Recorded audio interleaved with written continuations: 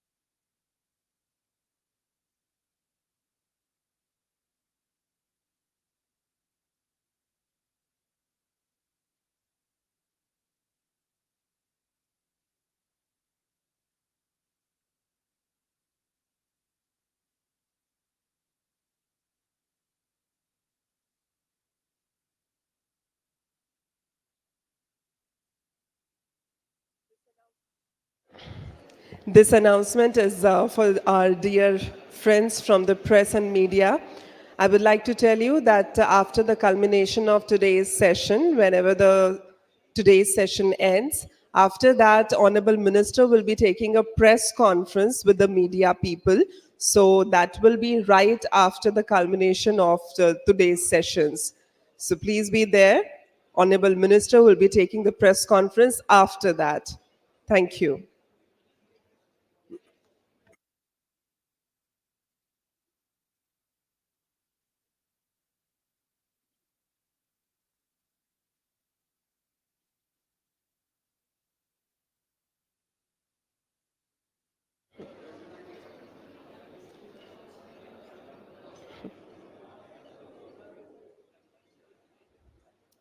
Here is a kind announcement for all of you, the delegates who have joined this session.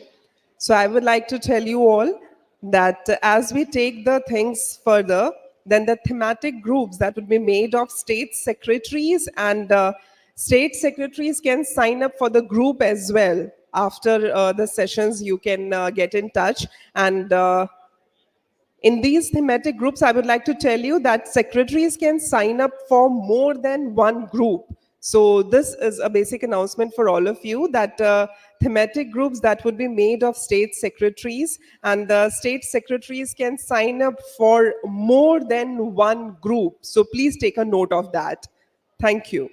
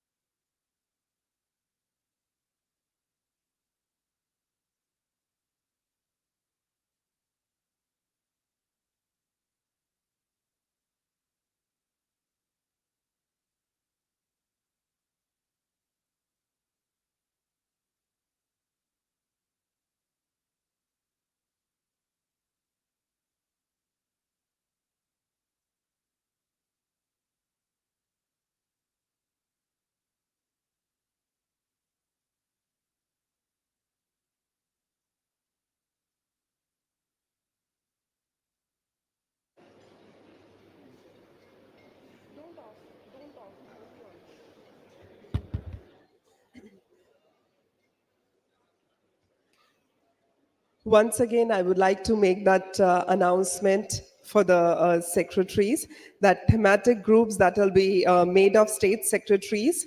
So secretaries can sign up for more than one group.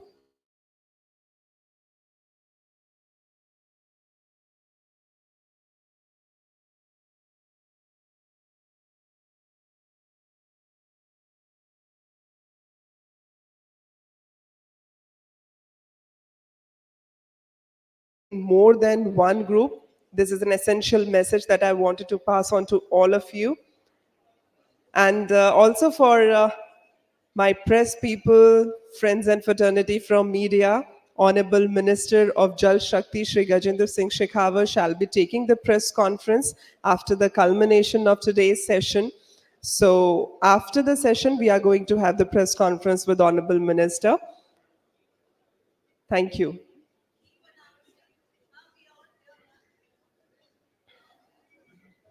Let me also share with you that in any moment now, we shall be joined by Honorable Minister Shri Gajendra Singh Shekhawat. As soon as Sir arrives, we'll be starting with the scheduled ministerial session. After the culmination of the sessions, ministerial session, then thematic session too, after that culmination, Honorable Minister of Jal Shakti is going to hold a press conference with the media persons. And as we take this further, I would like to share with you one more time that thematic groups that would be made of state secretaries.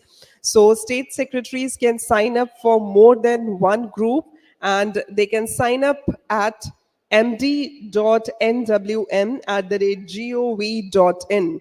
md.nwm@gov.in. So in a few minutes now, we'll be joined by Honorable Minister of Jal Shakti, Shri Gajendra Singh Shekhawat. And soon, sir arrives, we'll be starting with the scheduled program. Thank you.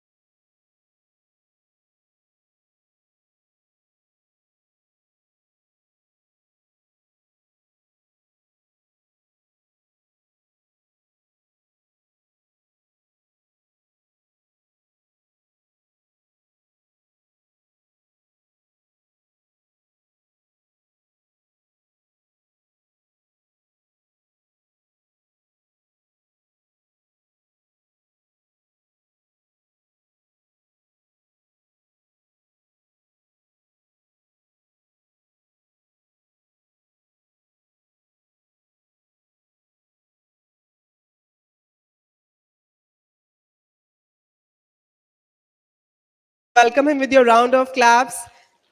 Let's have a huge round of claps for his welcome. We welcome you, sir.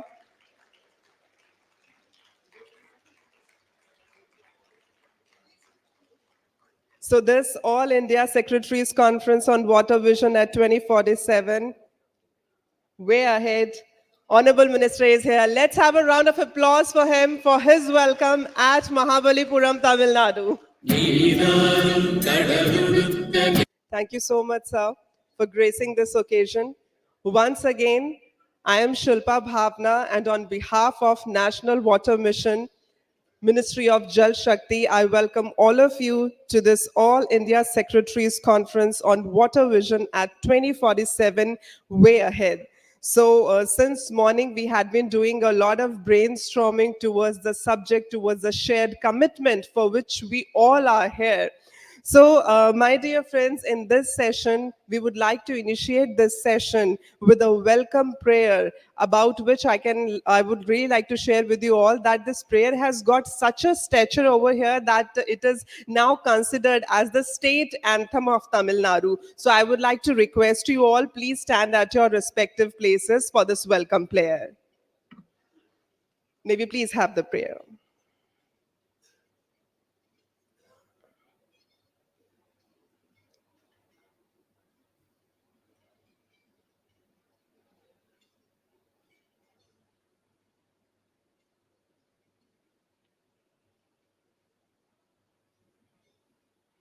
நீதானும் கடலுடுத்த நிலமடந்து கெழிகொழுகும் சீனாரும் பதனமென திகழ்வடதன் கண்டமெனில் தித்தனமும் அதிர்ச்சிறந்த திராவிடர்கள் திருநாடும் கத்த சிறு திரை முதலும் தரித்தனதும் திலகமுமே அத்திலக ஆசனை போ அனைத்துலகும் இன்பமுற எத்திசையும் புகழ் வழக்க இருந்த பெரும் தமிழகமே தமிழகமே உன் சீரிழமை நிரம்பியந்த செயல் மறந்து வாழ்ந்ததுமே வாழ்ந்ததுமே வாழ்ந்ததுமே. Thank you so much. So I can actually say that this was a blissful welcome of Honorable Minister in this All India Secretaries Conference. And friends, when our chief guest is here, and especially at this land, which we call the land which is traditionally so much enriched that we can all feel that energy all together. So we would like to felicitate Sir on behalf of the state. So I would like to request Dr. Sandeep Saxena, Additional Chief Secretary, Water Resources Department, Tamil Nadu, to please felicitate Honorable Minister Shri Gajendra Singh Shekhawat, sir, with the stole. And sir, here is this traditional and cultural welcome for you at Mahabalipuram and in this conference. This is a stole for you, sir.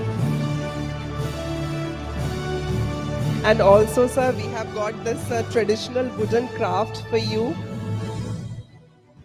So this is from this land and this tradition that we all are here, that we are all enriched so much with the roots. I request Dr. Sandeep Saxena to please felicitate Devashri Madam as well. Here is the felicitation, ma'am, for you. Thank you so much for watering the seed of conference. And here is this traditional wooden art of Tamil Nadu for you.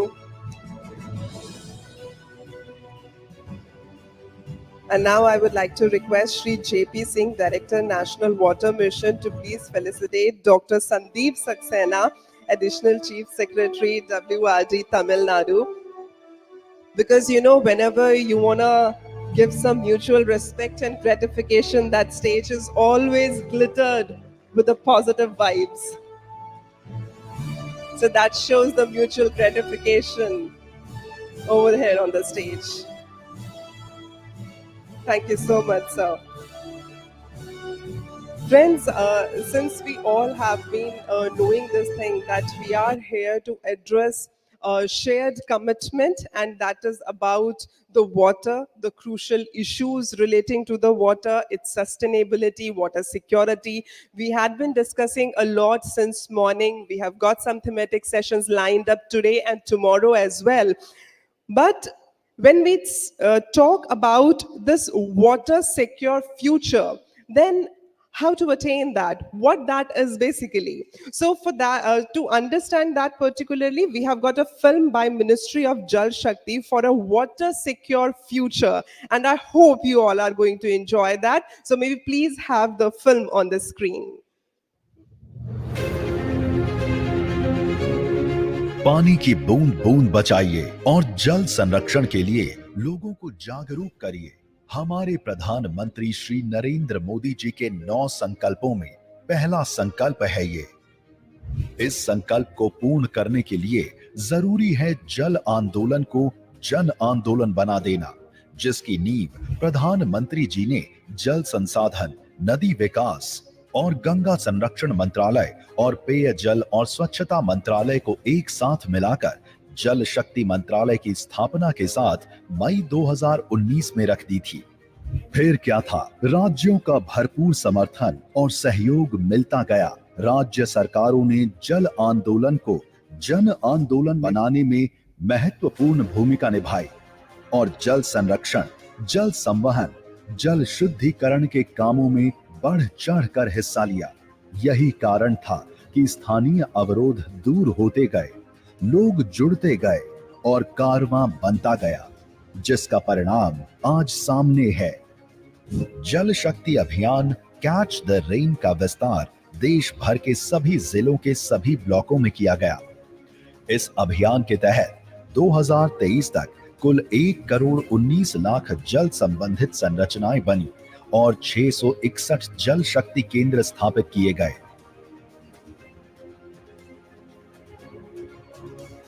जल जीवन mission हर घर जल के तहत अब तक देश के 19.3 करोड़ ग्रामीण घरों में से 14 करोड़ से अधिक ग्रामीण घरों में नल से जल की आपूर्ति का प्रावधान किया जा चुका है। 10 मई 2023 को देश ने स्वच्छ भारत मिशन ग्रामीण के तहत एक और बड़ी उपलब्धि हासिल की है। देश के कुल गांवों में से आधे यानी 50% गांवों ने मिशन के दूसरे चरण के तहत ODF प्लस का दर्जा हासिल किया है। 20 अप्रैल 2023 को माननीय केंद्रीय मंत्री ने नई दिल्ली में राष्ट्रीय स्वच्छ गंगा मिशन कार्यालय में यमुना और गंगा और उनकी सहायक नदियों के वास्तविक समय विश्लेषण के लिए निगरानी केंद्र प्रयाग प्लेटफॉर्म लॉन्च किया। ड्रिप फेज 2 के तहत IIT रुड़की में उत्कृष्टता केंद्र स्थापित किया गया है। वर्ष 2023 के लिए तैयार dynamic ground water assessment report भूजल की 11.48 BCM की वृद्धि दर्शाता है। वहीं अटल भूजल योजना के तहत ग्राम पंचायत स्तर पर 8,000 से अधिक जल सुरक्षा योजनाएं तैयार की गई हैं और 2 लाख हेक्टेयर भूमि को जल सुरक्षित बनाया गया है। 12 अक्टूबर 2023 को पर्यावरण, वन और जलवायु परिवर्तन मंत्रालय ने ग्रीन क्रेडिट नियम 2023 को अधिसूचित किया, जिसके माध्यम से प्रारंभिक चरण में जल संचयन संरचनाओं के निर्माण और वनीकरण गतिविधियों के लिए ग्रीन क्रेडिट दिया जाएगा। ये सब मुमकिन हुआ अब जमीनी स्तर पर लोगों ने अपनी जिम्मेदारियां निभाई और उनका साथ दिया। राज्य सरकारों और उनके स्थानीय प्रशासन ने स्वयंसेवी संस्थाओं के साथ मिलकर देश की राज्य इकाइयों ने हर नामुमकिन को मुमकिन कर दिखाया। असम के जोरहट का नेहरू पार्क हो या Bhogdoi urban water supply scheme, Chhattisgarh राज्य के गरियाबंद के 75 अमृत सरोवरों का निर्माण हो, कम समय और सीमित संसाधनों में जन भागीदारी ने ये काम मुमकिन कर दिया। देश का सिरमौर कश्मीर भी इससे अछूता नहीं रहा। यहाँ के किश्तवाड़ इलाके में वर्षा जल संवर्धन के लिए हुए निर्माण, तो पुलवामा में जल विरासत को सुरक्षित रखने के उद्देश्य से जन जागरण का कार्य किया गया, जिसमें स्कूली बच्चों ने भी जमकर हिस्सा लिया। प्रकृति की गोद में बसा मध्य प्रदेश का ढिंढोरी है ये। जहां श्रमदान और 72,000 के अंशदान से संवर्धन के लिए जलाशयों का निर्माण हुआ। वहीं मेघालय की राजधानी शिलोंग से लगभग 60 किलोमीटर दूर कोंगथोंग में भी स्थानीय लोगों और प्रशासन ने मिलकर अद्भुत और सराहनीय कार्य किए हैं। उत्तर प्रदेश के बुंदेलखंड इलाके में पानी की उपलब्धता सुनिश्चित करने के लिए किसानों ने सबसे पहले अपने खेतों में मेड़बंदी की ताकि वर्षा जल को रोका जा सके और इस पानी को सहेजने के लिए खेत की मेड़ पर पेड़ लगाए, क्योंकि पेड़ों की जड़ें मिट्टी को बांध कर रखती हैं, जिससे जल का संचलन आसान हो जाता है। झारखंड का कोडरमा, बोकारो हो या महाराष्ट्र का पुणे, देश की राजधानी से सटे हरियाणा हो या उत्तराखंड का हृदय देहरादून, जल ही जीवन है और जल संरक्षण के लिए जन भागीदारी बहुत जरूरी। इस प्रण के साथ इन्होंने अतुलनीय कार्यों को अंजाम दिया है। सिर्फ यही नहीं, प्रधानमंत्री जी के एक आह्वान पर जल संवर्धन के इस कार्य में पूरा भारत लग गया है। देश के इन जिलों ने जल संवहन, संवर्धन और संतुलन के लिए बढ़ चढ़ के हिस्सा लिया और उल्लेखनीय कार्य को अंजाम दिया और जल आंदोलन अब देश के कोने कोने में जन आंदोलन बन चुका है।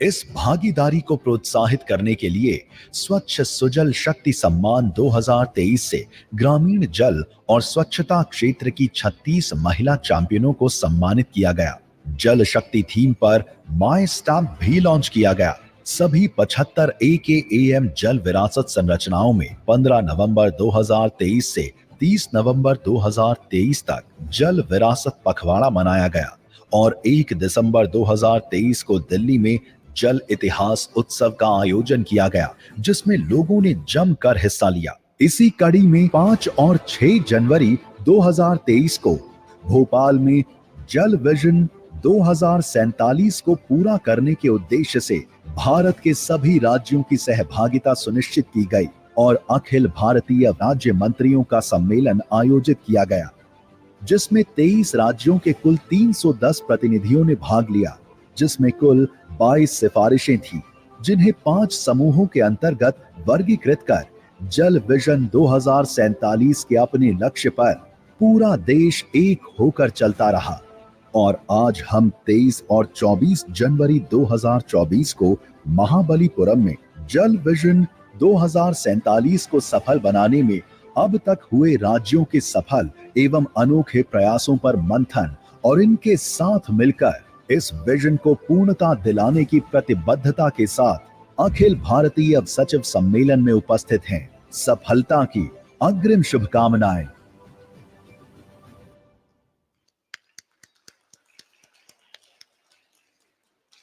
Friends, when we say that we have come up with a book, because now there is a time that we are going to request the Honorable Minister for the e-release of a book. So I would like to tell you that this, when we say a book, it is not just a compilation of the knowledge and information, but it is also the compilation of the futuristic vision and sometimes the historic journey.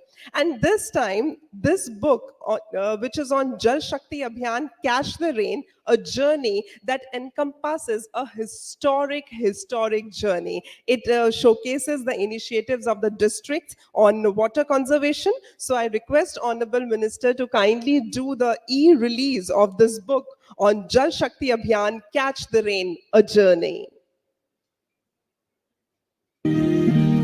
May we have a round of claps for this launch.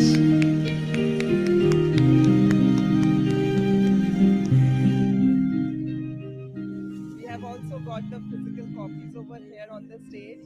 So I request Honorable Minister and the dignitaries to kindly release this physical copy as well. Jal Shakti Abhiyan, Catch the Rain, a journey. And I would say this is a journey that has started with a drop of rain, but now it has become the ocean of all the cooperation and participation of all you wonderful people.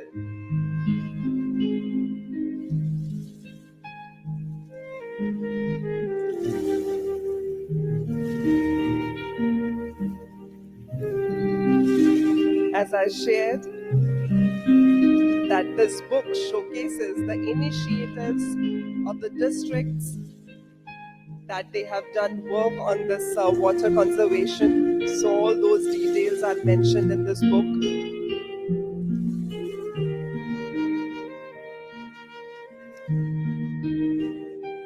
District scientific water plans that have been taken. All of that is mentioned in this book. About the Jal Shakti Kendras, community participation.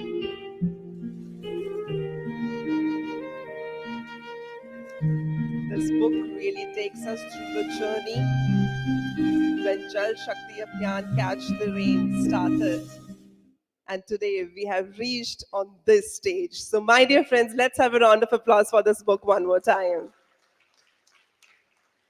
And now it's the time to hear the wisdom words of our chief guest, the person who has got the futuristic approach towards the water and the person who has graced this occasion with his magnificent presence. My dear friends, please put your hands together for Shri Gajendra Singh Shekhawat, Honorable Minister of Jal Shakti, Government of India. I request you, sir, to please kindly address the audience. Let's have a thunderous round of applause, my dear friends.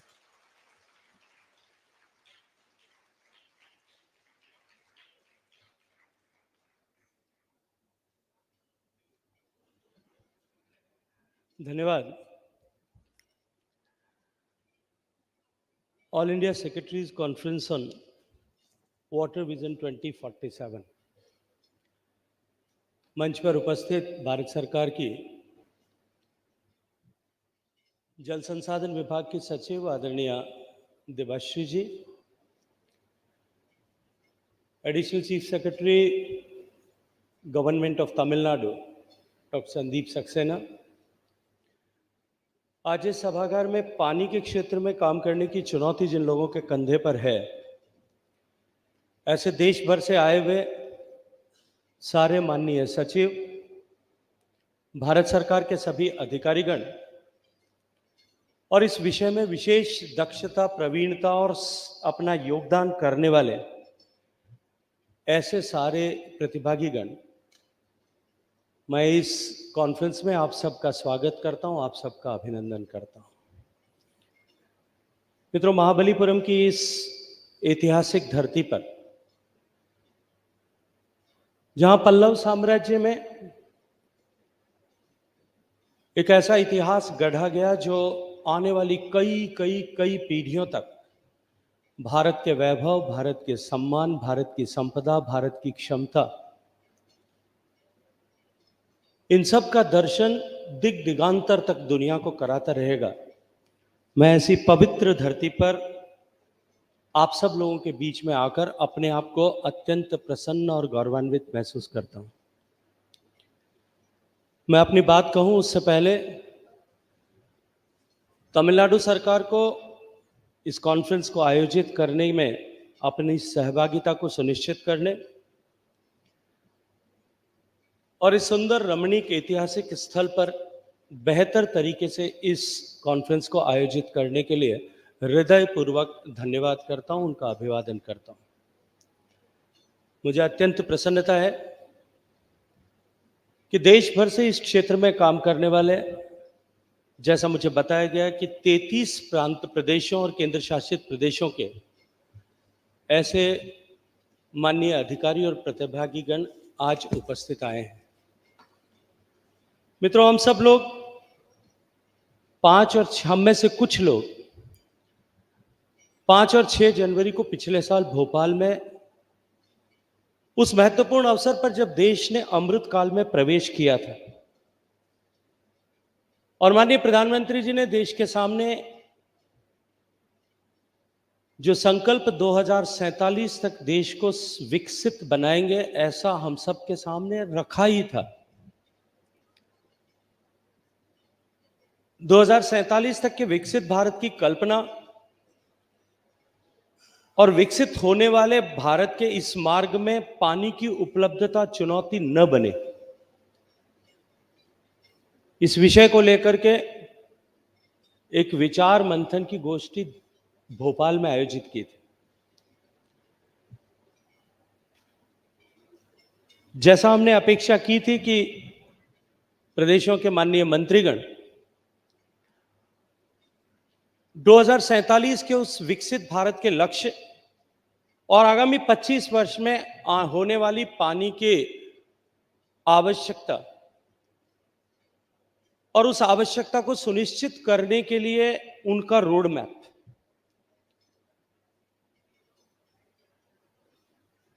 क्योंकि चुनौतियों की जानकारी हम सबको है। जिस तरह के एक चुनौतियों का पहाड़ सामने खड़ा दिखाई देता है पानी के क्षेत्र को लेकर, उपलब्धता सीमित है, जनसंख्या बढ़ रही है, आर्थिक विकास जिस गति से हो रहा है, अर्बनाइजेशन जिस स्पीड से हो रहा है, क्लाइमेट चेंज के इंपैक्ट जिस तरह से दिखाई दे रहे हैं, ऐसी परिस्थिति में उन सारी चुनौतियों को फैक्टर इन करते हुए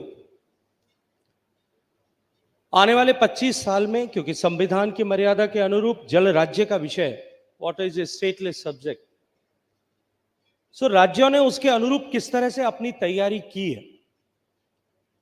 मैं ईमानदारी से इस बात को स्वीकार करता हूं कि जिस तरह की व्यवस्थाएं अब से पहले देश में चल रही थी, हमारी सरकारों की और सरकार में काम करने वाले लोगों की कंटिंजेंसी प्लान्स पर काम करने का स्वभाव बन गया था। सामान्यतः सरकारों में भी पूर्व के समय में जिस तरह की अस्थिरता थी और ब्यूरोक्रेसी में भी जिनके कंधों पर, धरातल पर इन सबको, इन सारे विषय को उतारने की जिम्मेदारी होती है, सरकारों के बदलने के साथ में ब्यूरोक्रेटिक हेड्स के बदलने की परंपरा भी जिस तरह से बनी है, उसके चलते हुए स्थायित्व की और स्थायी सोच की जो कमी है, उसकी चुनौती को भी फैक्टर इन करते हुए हमने अपेक्षा की थी कि राज्यों के माननीय मंत्रीगण या विभागों के मानद सचिव वो इस विषय पर अपने अपने राज्य ने किस तरह की तैयारी की है, पानी की बढ़ती हुई आवश्यकता, उसकी चुनौती और उन आसन्न खतरों से निपटने के लिए, उन चुनौतियों से निपटने के लिए क्या रोड मैप बनाया है, किस तरह के विजन पर प्रदेश काम कर रहा है। हम एक ब्रेनस्टॉर्मिंग करें, हम सब लोग साथ बैठे हैं, सब विचार करें, विस्तृत रूप से उस विषय पर चर्चा करें, समीक्षा करें। और क्योंकि भारत विविधताओं से भरा हुआ देश है, अलग अलग तरह की ज्योग्राफिक कंडीशंस है, अलग अलग तरह की रिक्वायरमेंट्स है, नीड्स हैं, अलग अलग तरह की प्रॉब्लम्स है। एक तरफ देश का बहुत बड़ा भूभाग ऐसा है जहां हर साल जिनको बाढ़ की चुनौती का सामना करना पड़ता है, जहां वाटर लॉगिंग एक समस्या है, और दूसरी तरफ ऐसे बहुत सारे प्रदेश हैं जिन क्षेत्रों से मैं आता हूं जहां पानी की उपलब्धता ही अपने आप में एक बड़ा संकट है। एक तरफ गंगा और के दोआब का क्षेत्र है जहां भूगर्भ का जल इतनी बड़ी चुनौती नहीं है, लेकिन दूसरे देश का बहुत बड़ा हिस्सा ऐसा है जहां भूगर्भ के जल पर निर्भरता और अत्यधिक दोहन होने के चलते हुए वहां पानी की उपलब्धता निरंतर एक बड़ी चुनौती बन रही थी। इसलिए सभी राज्य अपने अपने दृष्टिकोण से किस तरह से काम कर रहे हैं, सोचते हैं, क्या इनिशिएटिव्स लिए हैं, और हम एक दूसरे की गुड प्रैक्टिसेस से कुछ सीखें, हमारे द्वारा किए जाने वाले काम में कुछ संशोधन करें, कुछ उसको आगे बढ़ाने की दिशा में दूसरों से सीख करके। और मैं तो यहां तक भी कहा था उस समय कॉन्फ्रेंस में जो लोग मौजूद थे उनको स्मरण होगा कि हम एक दूसरे की विफलताओं से भी कुछ सीखें, ताकि जहां उन्होंने करके प्रयोग करके छोड़ा है वो प्रयोग कम से कम हमें न करना पड़े और दूसरे लोग उससे आगे बढ़ करके अपनी शुरुआत करें, ताकि बिना एक क्षण भी जाया किए हुए हम उस दिशा में सफलता की और सस्टेनेबिलिटी की तरफ बढ़ सकें। विस्तार से हम लोगों ने मंथन किया था, चर्चा की थी, और मैं अभिनंदन करना चाहता हूं। मुझे अत्यंत प्रसन्नता हुई थी कि उस ब्रेनस्टॉर्मिंग सेशन में जिस तरह के एंथुजियाज्म के साथ में स्टेट्स ने पार्टिसिपेशन किया था और जिस तैयारी के साथ में सभी लोग आए थे, वो निश्चित रूप से अभिनंदन के योग्य था। राज्यों के माननीय मंत्रीगणों ने, राज्यों के अधिकारियों ने जिस तरह से विस्तार से अपनी बात वहां कही थी, और हम सब ने संवेद स्वर में एक ही तरह की चिंता को व्यक्त करते हुए एक फाइनल कंक्लूजन पर हम लगभग 22 ऐसे विषय हमने जो एक्शनेबल पॉइंट्स ड्रॉ किए थे, और उन 22 एक्शनेबल पॉइंट्स पर हम काम करेंगे, ऐसा संयुक्त संकल्प हम सब ने किया था। आज लगभग 1 साल से ज्यादा कुछ समय बीता है। मैं ये मानता हूं कि जितनी बड़ी चुनौती है, जितना विकट चुनौतियों के पहाड़ हमारे सामने खड़ा है, और जिस तरह के चुनौती का समाधान करने के लिए हम सब हम कदम होकर के साथ चलें, और इस समस्या का बैकग्राउंड जितना पुराना है, कि एक दिन में चुनौती खड़ी नहीं हुई है। आबादी का बढ़ने से लेकर के, आवश्यकताओं के बढ़ने से लेकर के, जमीन का संकलित पानी जो लाखों सालों से पृथ्वी के बनने के बाद से जमा था, उसको निकालने की तकनीकी आने के बाद में जिस तरह से ओवर विड्रॉल हुआ, हमारी आवश्यकताओं से अतिरिक्त भी हमने जिस तरह से पानी का उपभोग करना शुरू किया, पानी के संसाधनों का दोहन करने के बजाय हमने उनका शोषण करना प्रारंभ किया, और इस पिछले पूरे सदियों के इतिहास में जिस तरह से हमने वाटर रिसोर्सेज को कंटेमिनेट किया, ये चुनौती कोई एक दिन में पैदा नहीं हुई थी, ये सदियों की चुनौती थी। और सदियों की चुनौती को पार करने के लिए 1 वर्ष का समय कोई बहुत लंबा नहीं होता, बहुत छोटा होता है। It's a tiny time, but the speed with India is moving ahead. जिस गति के साथ में भारत आगे बढ़ रहा है, मुझे लगता है 1 साल का समय बहुत पर्याप्त समय है, क्योंकि हमारे पास में देश बदलने और विकसित करने का संकल्प जो माननीय प्रधानमंत्री जी ने दिलाया है, हमारे पास केवल 25 साल का समय। और इस 25 साल के कालखंड में जिस गति के साथ में जो trajectory of the growth of India है, जिस तरह से इकोनॉमिक ग्रोथ की भारत की बात सारा विश्व आज संवेद स्वर से स्वीकार कर रहा है। अभी डावोस की कॉन्फ्रेंस में जिस तरह से भारत को प्राधान्य मिला है, सारे लोग जितने वहां थे, जो पिछले 30 साल में चीन के बाहर कोई देखने को तैयार नहीं था, चर्चा नहीं करता था, वो चीन सहित सारे लोग भारत के इस बढ़ती हुई प्रगति और विकास को देख करके अभिभूत थे, विस्मित थे, चमत्कृत थे, और उसी की चर्चा कर रहे थे। ऐसे समय में ये 1 साल नहीं, एक क्षण हमारे लिए अत्यंत महत्वपूर्ण है। और इस महत्वपूर्ण समय पर एक बार 1 साल में हमने अपने संकल्पों पर कितने कदम दूरी तय किए, इस पर एक बार फिर विचार मंथन करने के लिए, चर्चा करने के लिए हम सब लोग यहां एकत्रित हुए। मैं देवाश्री जी को और अर्चना जी दोनों का अभिनंदन करता हूं कि उन्होंने they have floated this idea, they have conceptualised, and आज जो है हम सब लोग इस विषय पर बातचीत करने के लिए एक साथ 2 दिन तक विचार मंथन करने के लिए यहां एकत्रित हुए। और क्योंकि मैं ऐसे लोगों से बात कर रहा हूं, जहां मैंने प्रारंभ में कहा कि जिनके कंधों पर इस सब को साकार करने की जिम्मेदारी है, मैं आप सबका अभिनंदन करता हूं। और निश्चित ही जैसा मुझे बताया गया कि भारत की आवश्यकताओं के अनुरूप, मैं उन टेक्निकलिटीज में आज नहीं जाना चाहता कि हमारे पास पानी की कितनी उपलब्धता है, क्योंकि ये सब विषय कोई भी ऐसा नहीं है कि जिसके बारे में मैं आप सब लोगों को कोई ज्ञान दूं। आप सब लोग जानते हैं कि किस तरह की चुनौती हमारे सामने है। पानी की उपलब्धता और पानी की आवश्यकता, इन दोनों के बीच में कितनी बड़ी खाई हम सब के सामने है। और देश को विकसित करने की दिशा में अगर कोई 2 चीजें सबसे ज्यादा महत्वपूर्ण है, जिनकी निर्बाध उपलब्धता उस विकास के लिए पहली आवश्यकता है, द फाउंडेशन पिलर्स हैं जिसके, वो है energy and water. Energy can be produced but water can not be generated. बिजली तो बनाई जा सकती है, जिस तरह से हमने माननीय प्रधानमंत्री जी के नेतृत्व में हमने रिन्यूएबल एनर्जी पर काम किया, पूरी दुनिया ने उसको देखा, और जिस तरह से हमने सफलता प्राप्त की, जो गोल्स दुनिया के सामने हमने अपने लिए निर्धारित किए थे, निश्चित किए थे, क्लाइमेट थ्रेट्स को देखते हुए भी जो हमने चुनौती को स्वीकार किया था, पूरी दुनिया में शायद कोई नहीं कर पाया। भारत माननीय नरेंद्र मोदी जी के नेतृत्व में पहला ऐसा देश था जिसने उन सारे कमिटमेंट्स को न केवल अचीव किया, फुलफिल किया, अभी तो उससे पहले, समय से पहले उनको करने में सफलता प्राप्त की। लेकिन और आने वाले समय में जिस तरह से alternative sources of energy and green energy जिस तरह से बन रहे, हाइड्रोजन जिस तरह से एनर्जी के ऑल्टरनेटिव सोर्स के रूप में आइडेंटिफाई हुआ, और पूरी दुनिया जिस तेज गति के साथ में हाइड्रोजन की तरफ बढ़ रही as a source of energy और एज ए फ्यूल और as a media of storing the energy, तीनों के दृष्टिकोण से जिस तरह से हाइड्रोजन की उपयोगिता प्रमाणित हुई है, मुझे लगता है कि आने वाले समय में ऊर्जा की उपलब्धता, एनर्जी की आवश्यकता उतनी बड़ी चुनौती नहीं रहेगी जितना पानी की निर्बाध उपलब्धता है। और पानी की निर्बाध उपलब्धता को सुनिश्चित करना ये हम सबका, आज के समय में यदि मैं कहूं कि जिस तरह से माननीय प्रधानमंत्री जी के नेतृत्व में हम सब चल रहे हैं, ये पूरे देश के प्रत्येक व्यक्ति का राष्ट्रीय धर्म तो है ही, लेकिन उस धर्म को पालन करने की सबसे बड़ी जिम्मेदारी जो लोग मेरे सामने बैठे हैं, मेरे साथ में बैठे हैं, उन लोगों की, मेरे सहित उन सब लोगों की है। मित्रों, पिछले इस 10 साल के कालखंड में पानी को लेकर के देश में निश्चित ही बहुत बड़ा युगांतरकारी परिवर्तन हुआ, अवेयरनेस बढ़ी।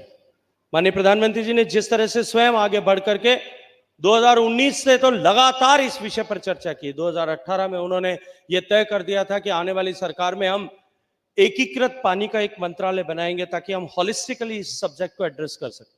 पहले कितने सारे डिपार्टमेंट्स आप सब जानते हैं, इतने सारे मंत्रालय और इतने सारे डिपार्टमेंट्स एंड डिविजन्स में पानी को लेकर के, पानी के विषय को लेकर के चर्चा होती थी। हमेशा ही सोच फ्रेगमेंटेड थी, it was into bucket and silos, so it became very difficult कि हम उसको एड्रेस कर सकें। माननीय प्रधानमंत्री जी ने पहले सबको एकीकृत किया और उसके बाद में इस स्पष्ट सोच के साथ में, क्योंकि स्वच्छ भारत मिशन की सफलता के बाद में उनका यह संकल्प और भी अधिक दृढ़तर हो गया था कि जिस विषय को समाज अपने कंधों पर उठा ले, जिस चुनौती को सामना कर, चुनौती को हराने की जिम्मेदारी समाज अपने कंधों पर स्वीकार कर ले, वो चाहे कितनी भी बड़ी चुनौती हो, उसको आसानी से हराया जा सकता है। उन्होंने सबसे पहले समाज को इस दिशा में जागृत करने का काम किया। उन्होंने कहा कि टॉप डाउन कभी नहीं हो सकेगा, बॉटम्स अप अप्रोच के साथ में हम काम करें, तभी हम जिस जल के संकट का समाधान हमेशा के लिए कर सकते हैं, स्थायी समाधान तभी प्राप्त किया जा सके। तो उन्होंने पहले गांव के पंचायतों में चुने हुए जनप्रतिनिधियों को पत्र लिखने से लेकर के मन की बात के अतिरिक्त भी जितने प्लेटफॉर्म्स पर जब कभी भी उन्होंने चर्चा की, उस चर्चा के में उन्होंने जल संरक्षण, जल संचय, water recycle, reuse, water reuse, efficacy, conservation of water, इन सारे विषयों पर निरंतर बात की। और आज उसका प्रभाव जो है समाज के हर कोने में कहीं ना कहीं दिखाई देता है। छोटे छोटे स्कूल में पढ़ने वाले बच्चों से लेकर के, किसानों के बीच से लेकर के, और सामान्य महिलाओं तक जो घर में गृहिणी के रूप में काम करती है, वहां से लेकर के इंडस्ट्री तक एक सामान्य चेतना का व्याप जो है पानी के उपयोग को लेकर के, उसके उपभोग को लेकर के, उसके रिसाइकल एंड रीयूज को लेकर, कंजर्वेशन को लेकर के बना है। अभी हम फिल्म में देख रहे थे कि किस तरह से अमृत सरोवर की संकल्पना माननीय प्रधानमंत्री जी ने की, और उन्होंने आजादी के इस अमृत काल में, जब देश आजादी के 75 वर्ष पूरे कर रहा था, उस समय में देश के प्रत्येक जिले में 50 ऐसे अमृत सरोवर बने, इसकी कल्पना जब उन्होंने की थी, तब हम ये मानते थे कि 75 ऐसे अमृत सरोवर बने। उन्होंने जब कल्पना की थी, तब हम ये सोचते थे कि शायद हम 50 जो है कुल मिलाकर के देश के 700 से ज्यादा जिले में 50,000 ऐसे स्ट्रक्चर्स को बना पाएंगे या रिजुविनेट कर पाएंगे। वो आंकड़ा उससे कई गुना ऊपर पहुंचा। ये सामान्य चेतना जो है सरकारों में बैठे हुए लोगों की भी और धरातल पर रहने वाले लोगों की, दोनों की चेतना में जो अभिवृद्धि हुई है, उसका नतीजा, उसका परिणाम था कि माननीय प्रधानमंत्री जी के एक आह्वान पर इस तरह का रिस्पांस देश के हर एक सेगमेंट से, हर जिले से, हर जगह से मिला। लेकिन इन प्रयासों की गति को और अधिक बढ़ाने की आवश्यकता है।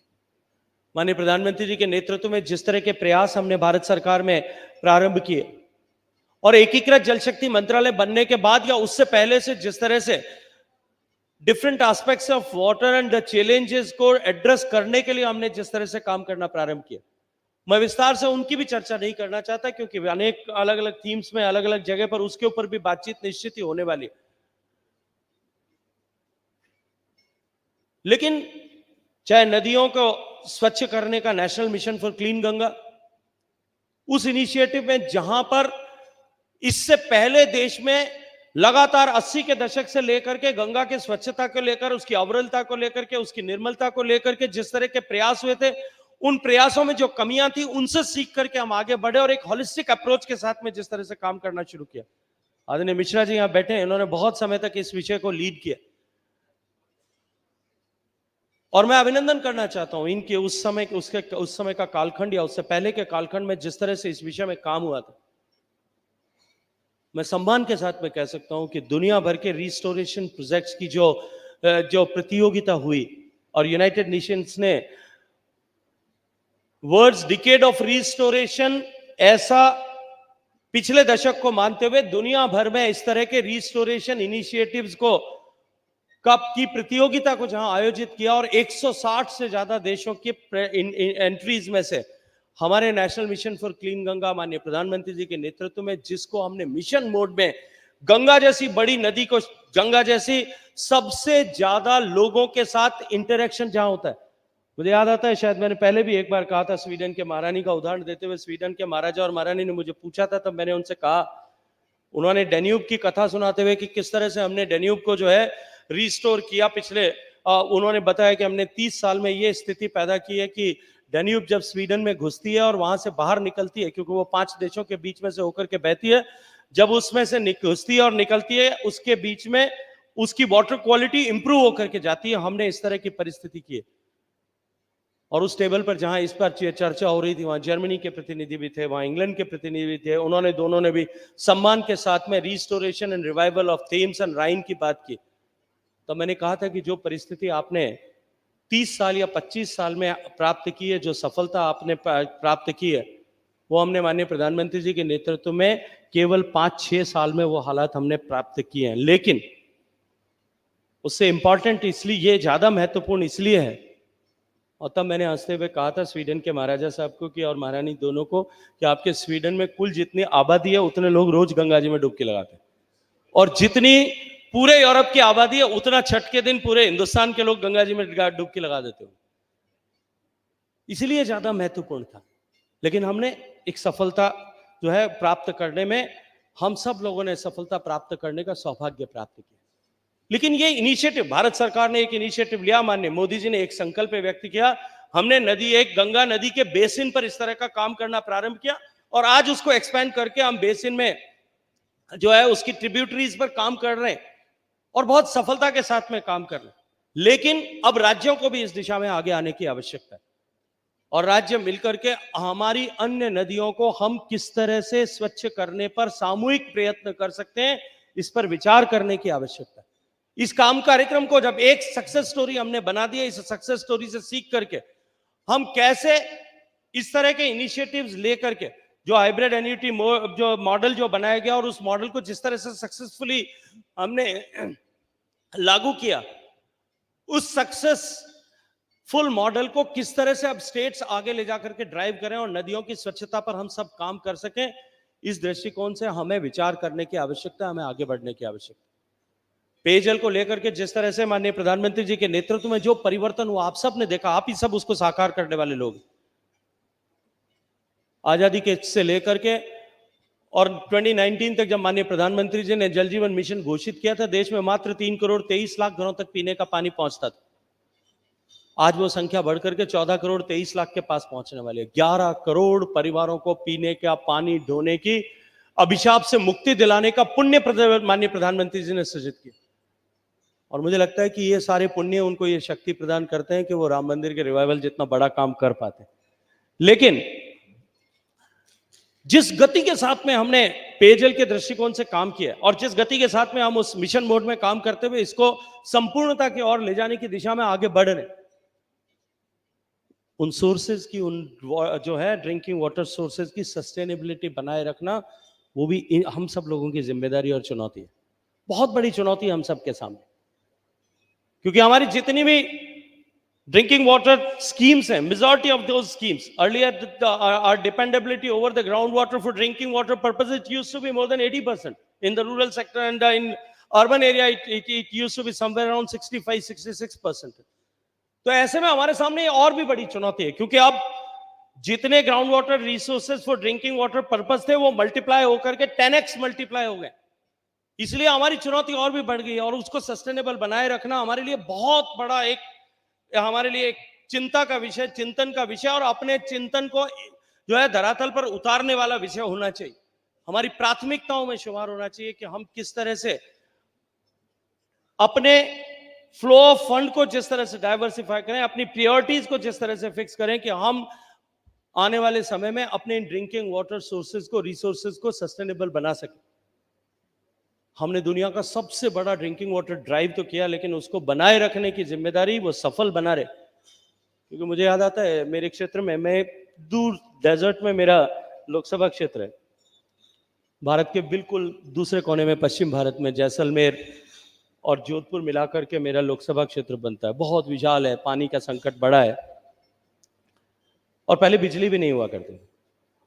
जब माननीय प्रधानमंत्री जी ने सौभाग्य योजना चालू की और हर घर तक बिजली पहुंचने लगी, गांव में हजारों पोल्स, पिलर्स लगा करके और बिजली पहुंचाई गई। बिजली पहुंचने के कोई 6-12 महीने बाद में एक दिन आंधी चलती। हमारे यहाँ आंधी चलना बहुत सामान्य चीज है, और आंधी में उस डेजर्ट में कई बार शिफ्टिंग सैंड ड्यून्स में इस तरह से होता है कि मिट्टी आकर के और बिजली के पिलर्स के ऊपर से निकल जाते हैं, और वो ढूंढने पड़ते हैं कि तार कहाँ गए, थंब पे तार गए हुए हैं।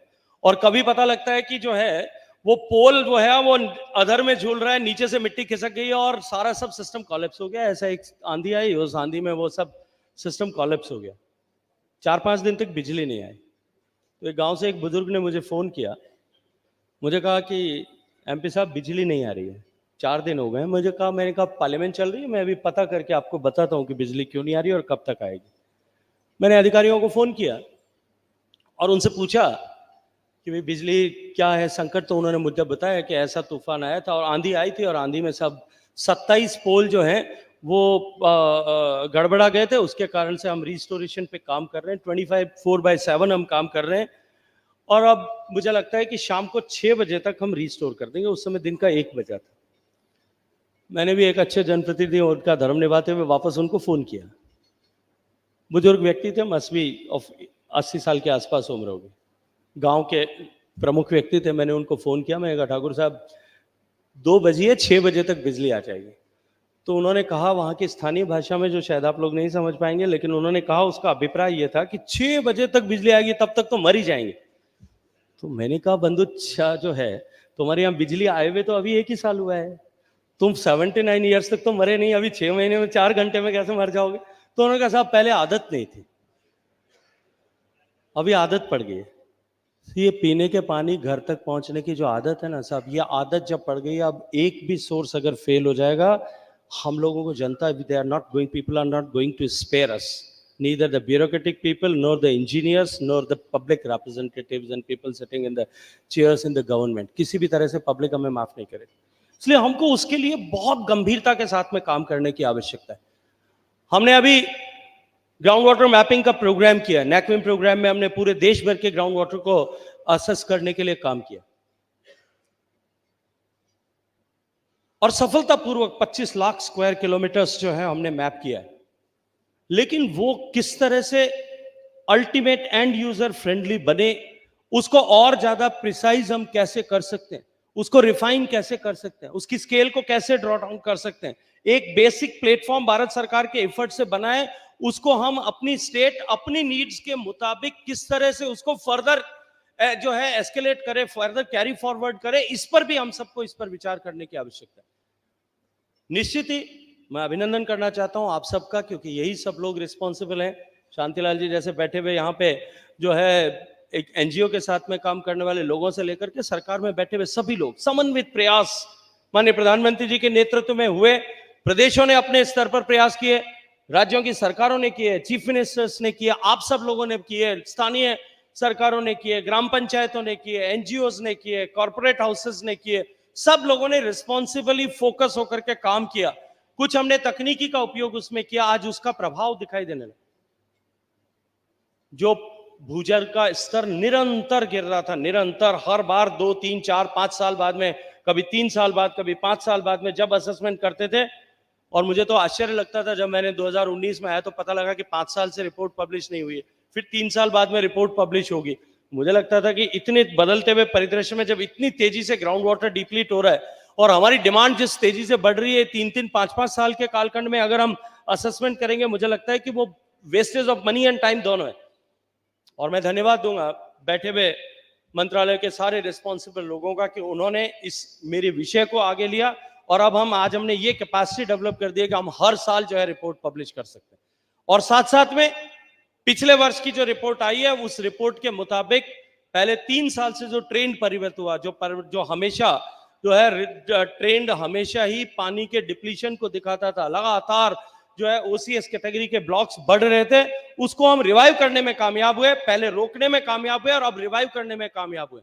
लगभग 10% से ज्यादा ब्लॉक्स ऐसे हैं जिन्होंने कैटेगरी इंप्रूवमेंट किया। ये निश्चित रूप से आज लगभग जो आंकड़ा 25% तक पहुंचने लगा था, वो घट करके अब 15-16% के आसपास में रह गया।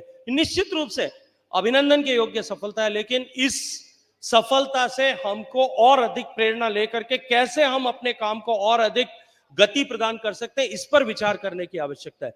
जहां हम सफल हुए हैं उसका भी अध्ययन हो, और जहां सफल नहीं हो पाए, जिन ब्लॉक्स में हम इनिशिएटिव लेने के बाद में भी ठीक नहीं कर पाए, उनको हम देखें, उनको ढूंढें, वहां विफलता क्यों रही है, उसका समाधान क्या हो सकता है। इस दृष्टिकोण से लोकलाइज्ड इनिशिएटिव जो करने, कस्टमाइज इनिशिएटिव जो लेने, उनके ऊपर हम काम करना प्रारंभ करें, उनके ऊपर चिंतन करना प्रारंभ करें। इस विषय पर विचार निश्चित रूप से होना ही चाहिए, क्योंकि भूगर्भ का जल हमारी सबसे बड़ा सोर्स है, सबसे बड़ा हमारी जो है हमारी असट है, हमारी धरोहर है। उसको हम, और वो केवल हमारा अधिकार नहीं है उसको समाप्त करने का। अगर हम समाप्त करके जाएंगे, माफ कीजिएगा, हमको आने वाली पीढ़ी माफ करने वाली नहीं है। ये लाखों वर्षों का संचय था, हम सिर्फ उसको उपयोग कर सकते थे, और जैसी परिस्थिति में हमको मिला है, कम से कम वैसी परिस्थिति में आने वाली जनरेशन को हैंडओवर करना, ये हमारी जो है एक मनुष्य के नाते भी, एक सिटीजन के नाते भी हमारी जिम्मेदारी। इसलिए हम उस लेवल पर किस तरह से लेकर के जाएं, जहां डिटोरिएशन हुआ है उसको कैसे एड्रेस किया जा सकता है, इस पर काम करना हमारी प्राथमिकता होना ही चाहिए। वाटर यूज एफिकेसी हमारा बड़ा चैलेंज है, and agriculture being the largest consumer of water, उस विषय को हमको अब प्रायोरिटाइज करना ही पड़ेगा। हमको क्रॉप डाइवर्सिफिकेशन पे, क्योंकि राज्यों की सरकारों के साथ में आप सब लोग राज्यों के प्रतिनिधि के नाते यहां बैठे, हम कैसे डाइवर्सिफाई करें, क्रॉप डाइवर्सिफिकेशन पे काम करें। भारत में पहले क्योंकि हमारे पास में खाद्यान्न की कमी थी, संकट थी, हम आयात करके लाते थे, इसलिए हमारी अप्रोच हमेशा ही प्रोडक्शन सेंट्रिक रही। और प्रधानमंत्री जी ने एग्रीकल्चर के सेक्टर को रिवाइव करने के लिए जिस तरह से काम किया, उनका मूल मंत्र यह था कि we have to change our perspective to look towards the agriculture sector.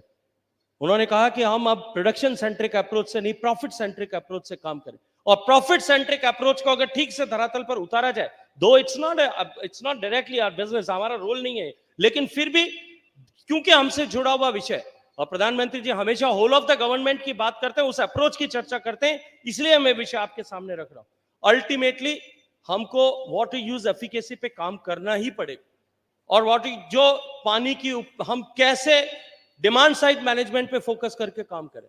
माननीय प्रधानमंत्री जी के नेतृत्व में जब हमने अटल भूजल योजना प्रारंभ की थी, उससे पहले तो शायद डिमांड साइड मैनेजमेंट पर कोई चर्चा भी देश में नहीं होती थी, हम सिर्फ सप्लाई की दृष्टिकोण से ही देखते थे। लेकिन अब समय आ गया है कि हमको प्रायोरिटी जो है वो डिमांड साइड मैनेजमेंट को देना पड़ेगा, और हमको उस पर काम करना ही होगा। हमको अपने पानी के उपभोग को घटाने पर पहली प्राथमिकता देते हुए काम करने की आवश्यकता है।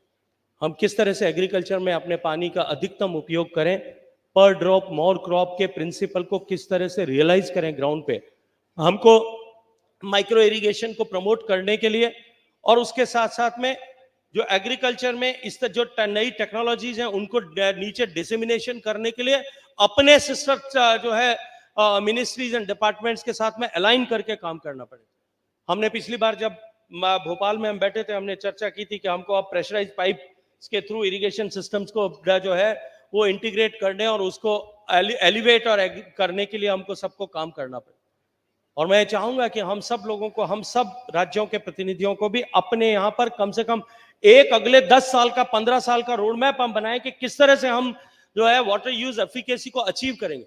जिस तरह से एनर्जी में हाइड्रोकार्बन फ्यूल को कैसे हम कम करेंगे, इसका एक गोल देश ने डिसाइड किया, वैसे ही वाटर यूज एफिकेसी का एक गोल डिसाइड करने की आवश्यकता है कि हम अगले 10 साल में इस मुकाम तक पहुंचेंगे जो आप लोगों ने किया भी है, और उसको हासिल करने के लिए हम ईयर ऑन ईयर हमारा जो है क्या रोड मैप होगा, इस पर भी हम सबको गंभीरता से विचार करने, और जो कुछ टारगेट हमने तय किया हम उससे बेहतर अचीव करें।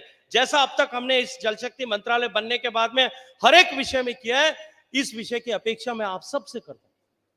हम वाटर यूज एफिकेसी के साथ साथ में रिसाइकल एंड रीयूज पे काम करें। हमने रिसाइकल पॉलिसी, रीयूज पॉलिसी बनाई। आज कितने अर्बनाइजेशन जिस गति से बढ़ रहा है, और इस बढ़ते हुए अर्बनाइजेशन और उसके साथ साथ में भी जो जब से हमने ड्रिंकिंग वाटर प्रोग्राम इनिशिएट किया है, तब से बड़े गांवों में आज 10,000 आबादी के जो गांव है, पंचायत है, उसमें जो पानी पहुंचता है, और अगर 55 लीटर पर कैपिटा के दर से भी अगर मैं कैलकुलेट करूं, बिकॉज मेजॉरिटी ऑफ स्टेट्स ने उसको 55 लीटर से बढ़ा दिया, लेकिन अगर मैं 55 लीटर से भी कैलकुलेट करूं तो 5.5 लाख लीटर पानी होता है, जिसका 80% रिटर्न वाटर की तरह, ग्रे वाटर की तरह बाहर निकलता है। 4 लाख लीटर पानी रोज, मल्टीप्लाइड बाय 365 डेज, वो कितनी बड़ी असर हो सकती है। उसको रिसाइकल, रीयूज करने के लिए हम स्वच्छ भारत मिशन में पैसा हमारे पास उपलब्ध है, नरेगा में हमारे पास पैसा उपलब्ध है। हम कैसे उसको अलाइन करके और आगे ले जाएं, इसको प्राथमिकता के साथ में इस पर काम करने की आवश्यकता है। और उसके अतिरिक्त भी अर्बन वाटर्स पे सूवेज वाटर को ट्रीट करके हम दोहरी सफलता प्राप्त कर सकते हैं।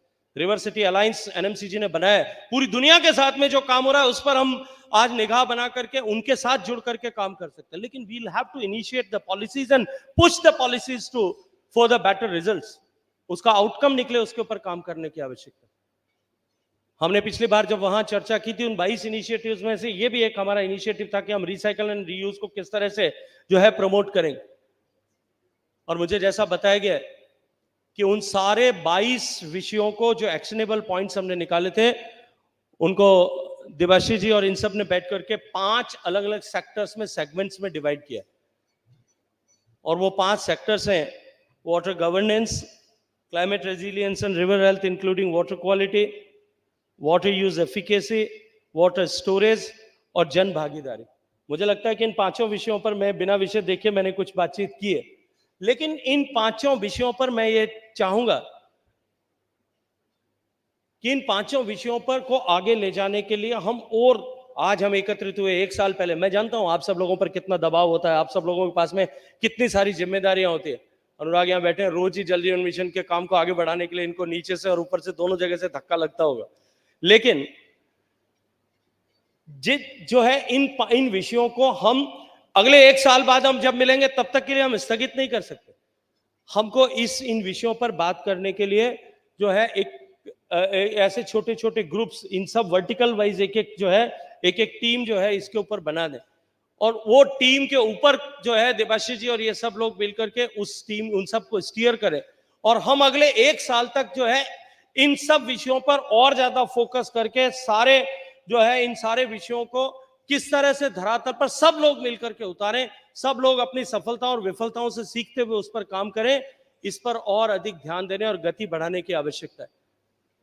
मित्रों, माननीय प्रधानमंत्री जी के नेतृत्व में जिस तरह से देश बदल भी रहा है और बढ़ भी रहा है, ऐसे महत्वपूर्ण समय में हम सबको सबसे महत्वपूर्ण विषय पर काम करने का सौभाग्यपूर्ण अवसर मिला।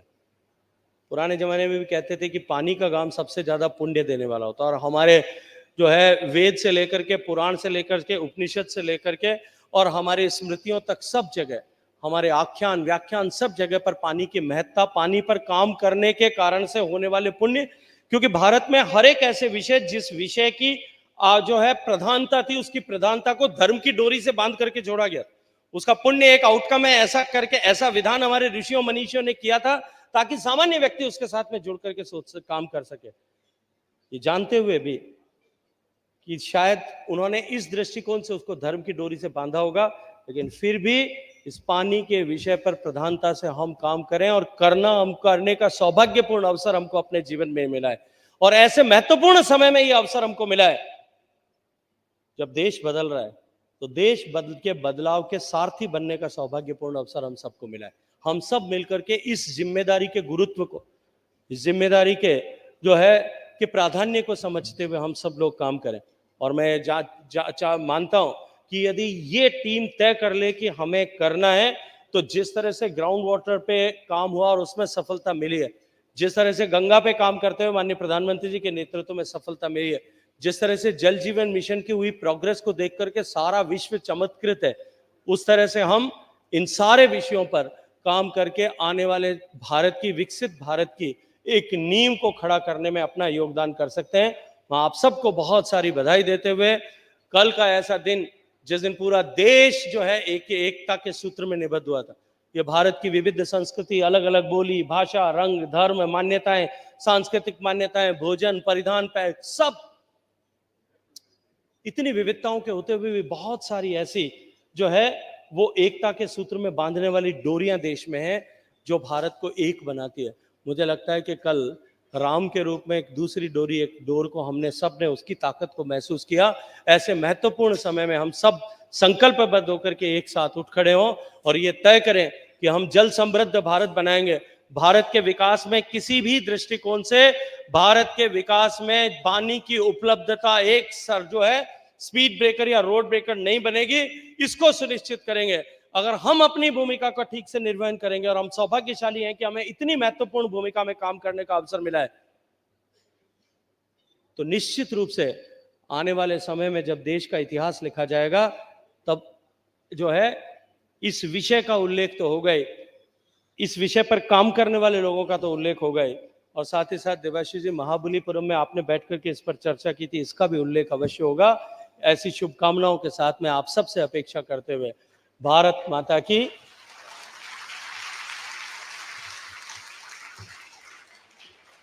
Thank you so much, sir.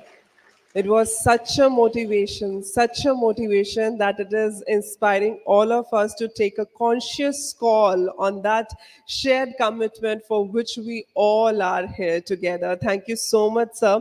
Once again, I would like to thank Honorable Minister for gracing this occasion. And with this, I would like to take this opportunity that with the kind permission of Honorable Minister, we would like to have our thematic session on water governance in his gracious presence. So, sir, I would like to request you if you could please take your seat in front of the stage. So, ladies and gentlemen, let's have a round of applause for the guests, please. Thank you so much, sir.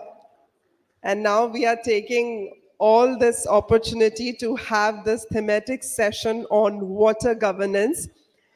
Friends, water governance is at the heart of sustainable development and the well-being of our communities. It encapsulates policies, practices, and collaborations that ensure the holistic management, conservation, and equitable distribution of water resources.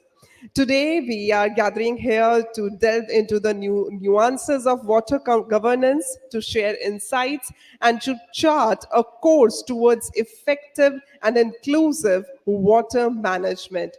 I would like to share with you that this thematic session underscores the importance of effective water governance in the face of evolving challenges such as climate change, ever-burgeoning population, and a rapid urbanization.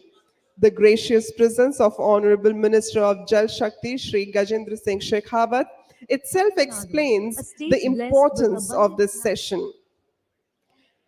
And as Honorable Minister has shared with us that all these sessions are going to strengthen the building blocks of the Honorable Prime Minister's vision of making India a developed country.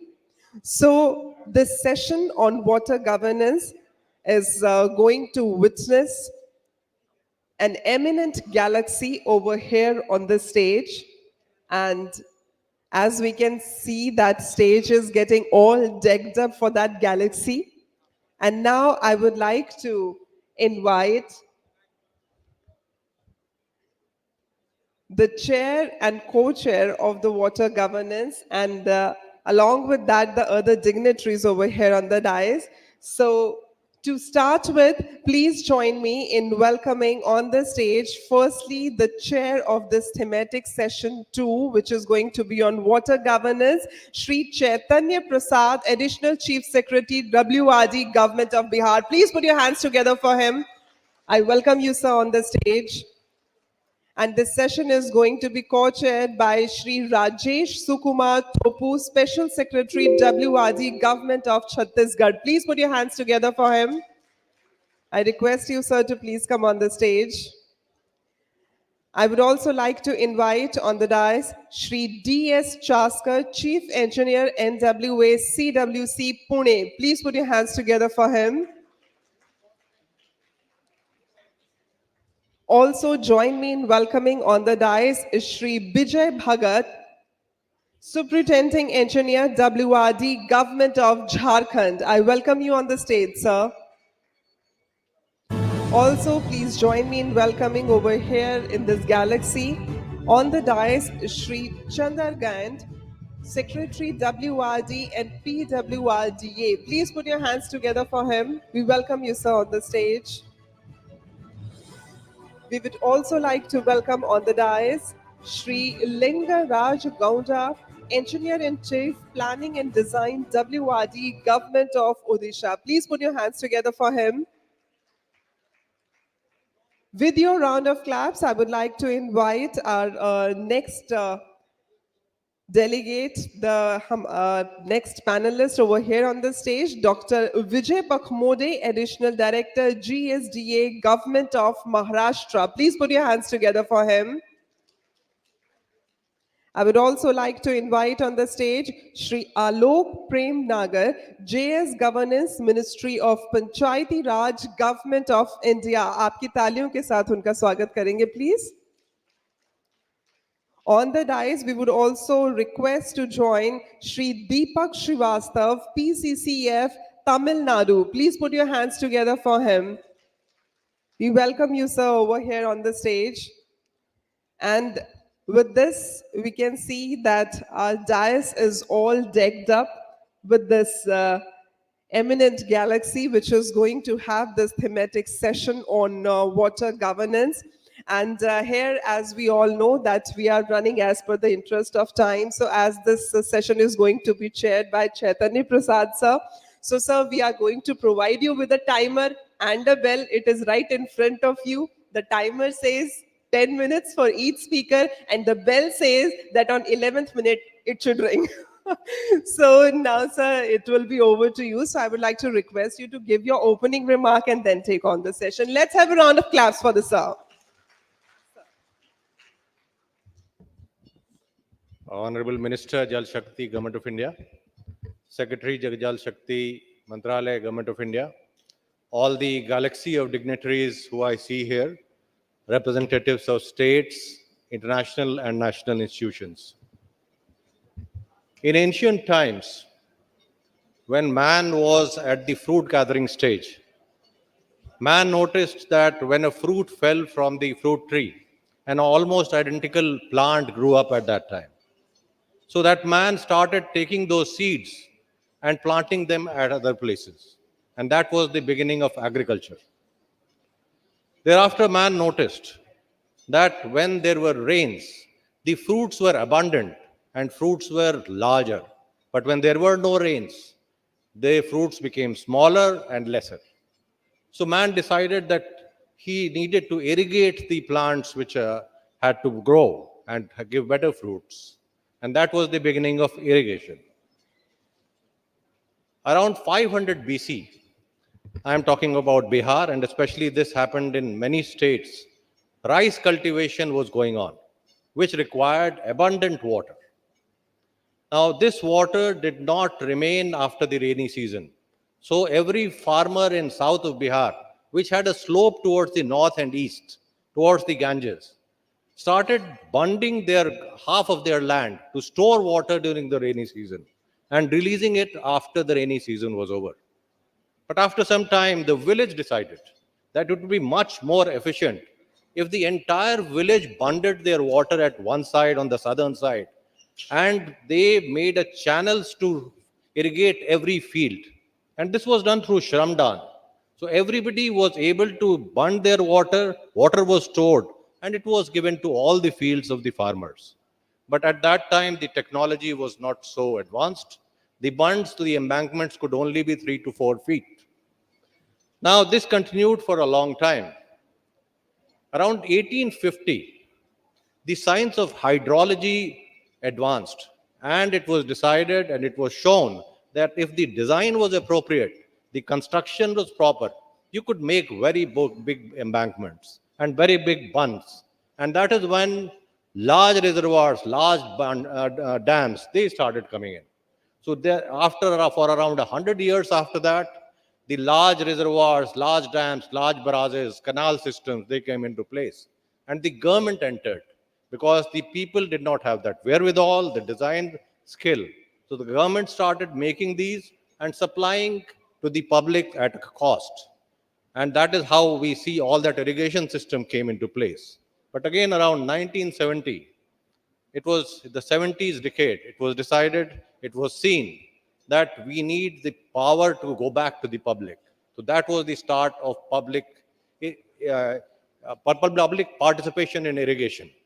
And that is how we are going back to the public. And now there are new challenges, the challenges of water governance, challenges of sustainability, challenges of resource mapping the resources, challenges of equitable distribution of resources. And which is why this session is very important. And I have many dignitaries on the stage who are waiting for their presentations. Since the governance has been given to me, I will make that bell in 8 minutes and then again in 10 minutes. Thank you.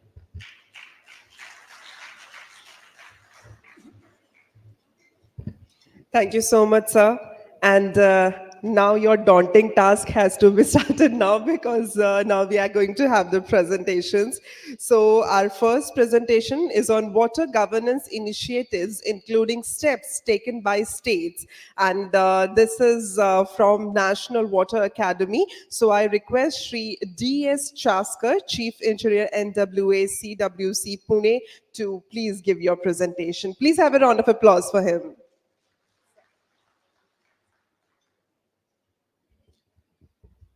Respected dignitaries, chair, co-chair, senior officers, delegates, good afternoon. I will be presenting on water governance initiatives, including steps taken by the states. Water governance basically refers to the legal, policy, institutional, and administrative framework, and also the systems and processes which govern the water sector. Initiatives in water sector or water governance, if you have a efficient, effective, and inclusive water governance that is essential for achieving food, water, and energy security, initiatives in water sector needs to be governed by certain basic principles so that there is a coherence in approaches in dealing with the water issues by different level of governments. And these principles are given in national water policy. The first national water policy was adopted in 1987. It was reviewed in 2002 and 2012. In pursuance of the national water policy, 16 states have adopted their own policies. Next, please. Next. Next. Yeah. 16 states have adopted their own policies. The latest state to adopt the policy is Karnataka. It has also established a high-level authority headed by Deputy Chief Minister and a high-level committee headed by Chief Secretary for implementation of this policy. Next. In my presentation, I'm going to touch upon certain important and recent initiatives taken by both central and state governments on some of these thematic areas given in this slide. Next. Water resources data is crucial for decision making and also for policy planning. One of the key elements emphasized in national water policy is creation of comprehensive central database. The National Water Informatics Center is entrusted with the responsibility of acting as a central repository of the water and allied resources data. It is collecting the data from central organizations using its WIMS platform. It is disseminating the data through its India Waris platform. And NWIC is also now developing a decision support system called WARIMS, which is based on a unified database of water and allied resources. State governments are also developing their own state water information systems like MP, UP, Karnataka, Andhra Pradesh. For a unified database, it is important that the data collected by the state information systems is integrated with the central database. That is why, like NWIC, state WIC is being established in the state governments for development of online state water resources information systems and also to feed the data to the central system. Next. Up till now, 15 states have approved the establishment of SWIC. SWIC is being established with the support from National Hydrology Project to have a synergy between NWIC and the SWIC for integrating the systems and the data. 22 MOAs has been signed by NWIC with the states and UTs. The rest of the MOUs are under process. This is a big collaborative effort, and it is needed that every state and UT comes on board at the earliest. Next. Water charges is one of the most important, powerful, and multi-purpose tool for demand management. However, due to its sensitive nature, it has not yet been utilized to the extent, rather it is underutilized. Next. Many states have enacted laws for establishment of water regulatory authorities. Many are in the process. But it is seen that some of these authorities are not functioning fully. Some of them are not having proper legal support. And some of them are just advisory in nature. Maharashtra Water Resources Regulatory Authority, which is first and functional authority, has demonstrated that it is possible to take this sensitive issue forward if the authority is appropriately empowered. MWRRA is not only empowered for framing and revising the water charges, but also for sectoral allocation and also for clearance of new water resources projects in conformity with the integrated state water plan. In fact, Maharashtra is the only state, rather the first state, which has framed its basin-wise water plan and integrated them into a state water plan. It also acts as a state groundwater authority. It has been designated to act as a state groundwater authority. In fact, one of the recommendation of the Bhopal conference was that state should have a single authority for groundwater and surface water so that there is a holistic approach towards the water regulation. Next. In this session, we have two very interesting presentation on the subject. One from Punjab, where PWRDA has recently notified the groundwater regulation rules, and one from Jharkhand, which is going to give a presentation on water policy reforms, water pricing reforms. Next. Periodical groundwater assessment is crucial for shaping the policies for sustainable groundwater use. Next. Dynamic groundwater resources of the country are now being assessed annually through a collaborative effort of state governments and CGWB. Earlier, it used to be done once in 2, 3, or 4 years. We also need to know about the aquifer dynamics. Under NAKIM program, around 25 lakh square kilometer of area has been mapped. Region-wise aquifer maps and management plans are being prepared and shared with the states for sustainable groundwater management. Next. Next. Next, please. Excessive groundwater extraction is a concern in many parts of India, and these concerns have led to increased regulatory efforts. In fact, in the recent times, even judiciary has also pushed for more stringent regulations. From time to time, Ministry of Jal Shakti has circulated model groundwater bill, which has been adopted by 21 states and UTs. CGWA, which is a central level authority on the subject, has also amended its guidelines in March 23. As of now, 19 states and UTs are being governed by CGWA, which also includes 5 states or 6 states which have implemented or enacted the groundwater law. This is basically because even though they have enacted the law, they have not established the groundwater authority, or they have not empowered the authority appropriately. In fact, in today's session, we are going to have one presentation from Maharashtra, where even though they have designated NWRRA as a groundwater authority, still they are getting governed by CGWA because that authority has not been empowered. Next. One of the important area where we need to focus on is enabling policies for the circular economy in the water sector. Next. NMCG has already come out with a national framework for safe reuse of treated wastewater. This framework will guide the state to formulate their policies. A draft policy template has also been developed. Niti Aayog has also come up with a strategy paper on the subject. Some of the states do have reuse policies, and some of them have a very ambitious target also. Gujarat has 100% reuse target by 2030, Haryana by 2033, and Karnataka 50% reuse target by 2030. Among the cities, Chennai is one of the remarkable example where large-scale tertiary treated wastewater is being supplied to the industries. Surat is earning an revenue of about 140 crore through supply of treated wastewater to the textile industry. Chandigarh has 100% STP capacity. Next, enhancing water use efficiency is one of the prime strategy for water use for demand management in every water use sector, and we need to create a conducive ecosystem for the same. Next, Ministry of Jal Shakti has established Ministry of Jal Shakti has established Bureau of Water Use Efficiency on the lines of Bureau of Energy Efficiency for promoting efficiency norms in all sectors. A draft action plan for this bureau for the next 2 years have been prepared based on the recommendations given by task force. And MOU has also been signed by the bureau with Indian Plumbing Association for awareness creation and for promoting water efficient gadgets, structures and processes. Next, water auditing and benchmarking of irrigation project is a proven and globally accepted technique for improving the performance of irrigation project. We need to embed these activities in our administrative procedures. Maharashtra is the only state having a dedicated institutional setup for undertaking these activities, and numerous projects have been audited.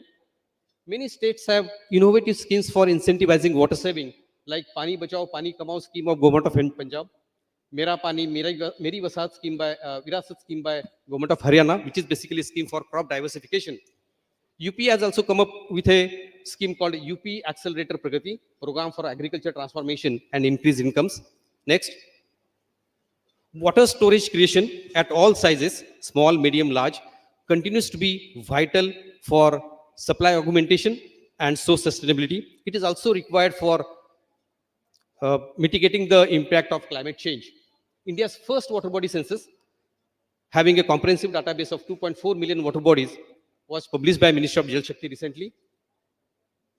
More than 70,000 Amrit Sarovars were rejuvenated based on the whole of government approach. Ministry of Jal Shakti has taken many steps for the implementation of the recommendations of the provisions of the Dam Safety Act, which provides for the safety of water storage infrastructure. Next, Jan Bhagidari is the key to the success of every initiative in water sector, and it is also important prerequisite for implementing water budget at local level. Activities under Atal Bhujal Yojana include preparation of water budget and water security plan at Gram Panchayat level by involving communities. Work on more than 10 lakh water conservation structures were undertaken with community participation under Catch the Rain 2023 campaign. At the state level, we have a remarkable example of Kerala, who is trying to institutionalize water budgeting at local level through its Nava Keralam Karma Padati scheme. Next,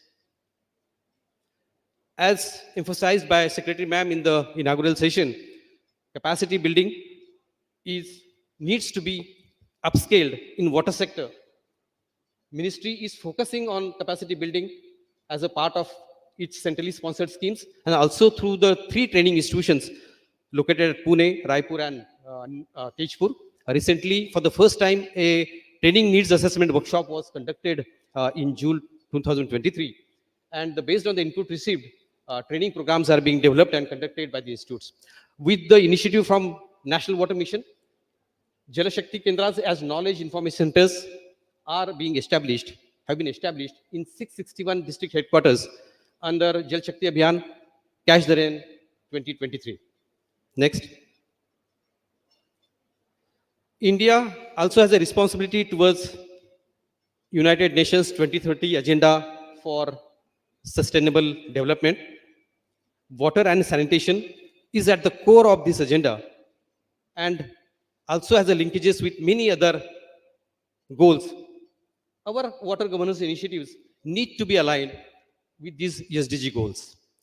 Next, I conclude by saying that through appropriate initiatives at all government levels, we need to create a conducive ecosystem for efficient, effective, and inclusive governance of the water sector in line with national water policy provisions and sustainable development goals. Thank you.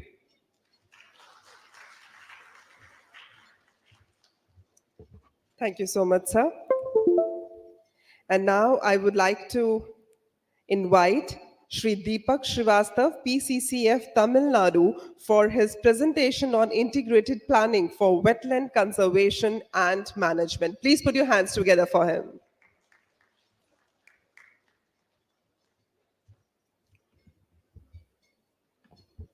A very good evening to all dignitaries of the dais and on the dais. So this presentation is about, yes, please. Okay. So this presentation is about wetlands. Many a times there is a confusion that what is the difference between water and wetlands. So answer is very simple, that water creates water bodies and water also creates wetlands. Any land which is saturated with water, either brackish or fresh water, whether it is permanent or temporary, whether it is seasonal or perennial, or whether it is static or flowing. This is the Ramsar Convention of International Convention of Ramsar Sites, Convention on Ramsar, which is International Convention on Ramsar, gives this definition of wetlands as the standard definition. Now, next please. This wetlands, next slide please. Okay, sorry. Is it working? Yeah. Now, these are the extraordinary diverse ecosystem, which is called ubiquitous ecosystem, because we all know that the trees and the forest are the lungs of the earth. The wetlands are the kidneys of the earth.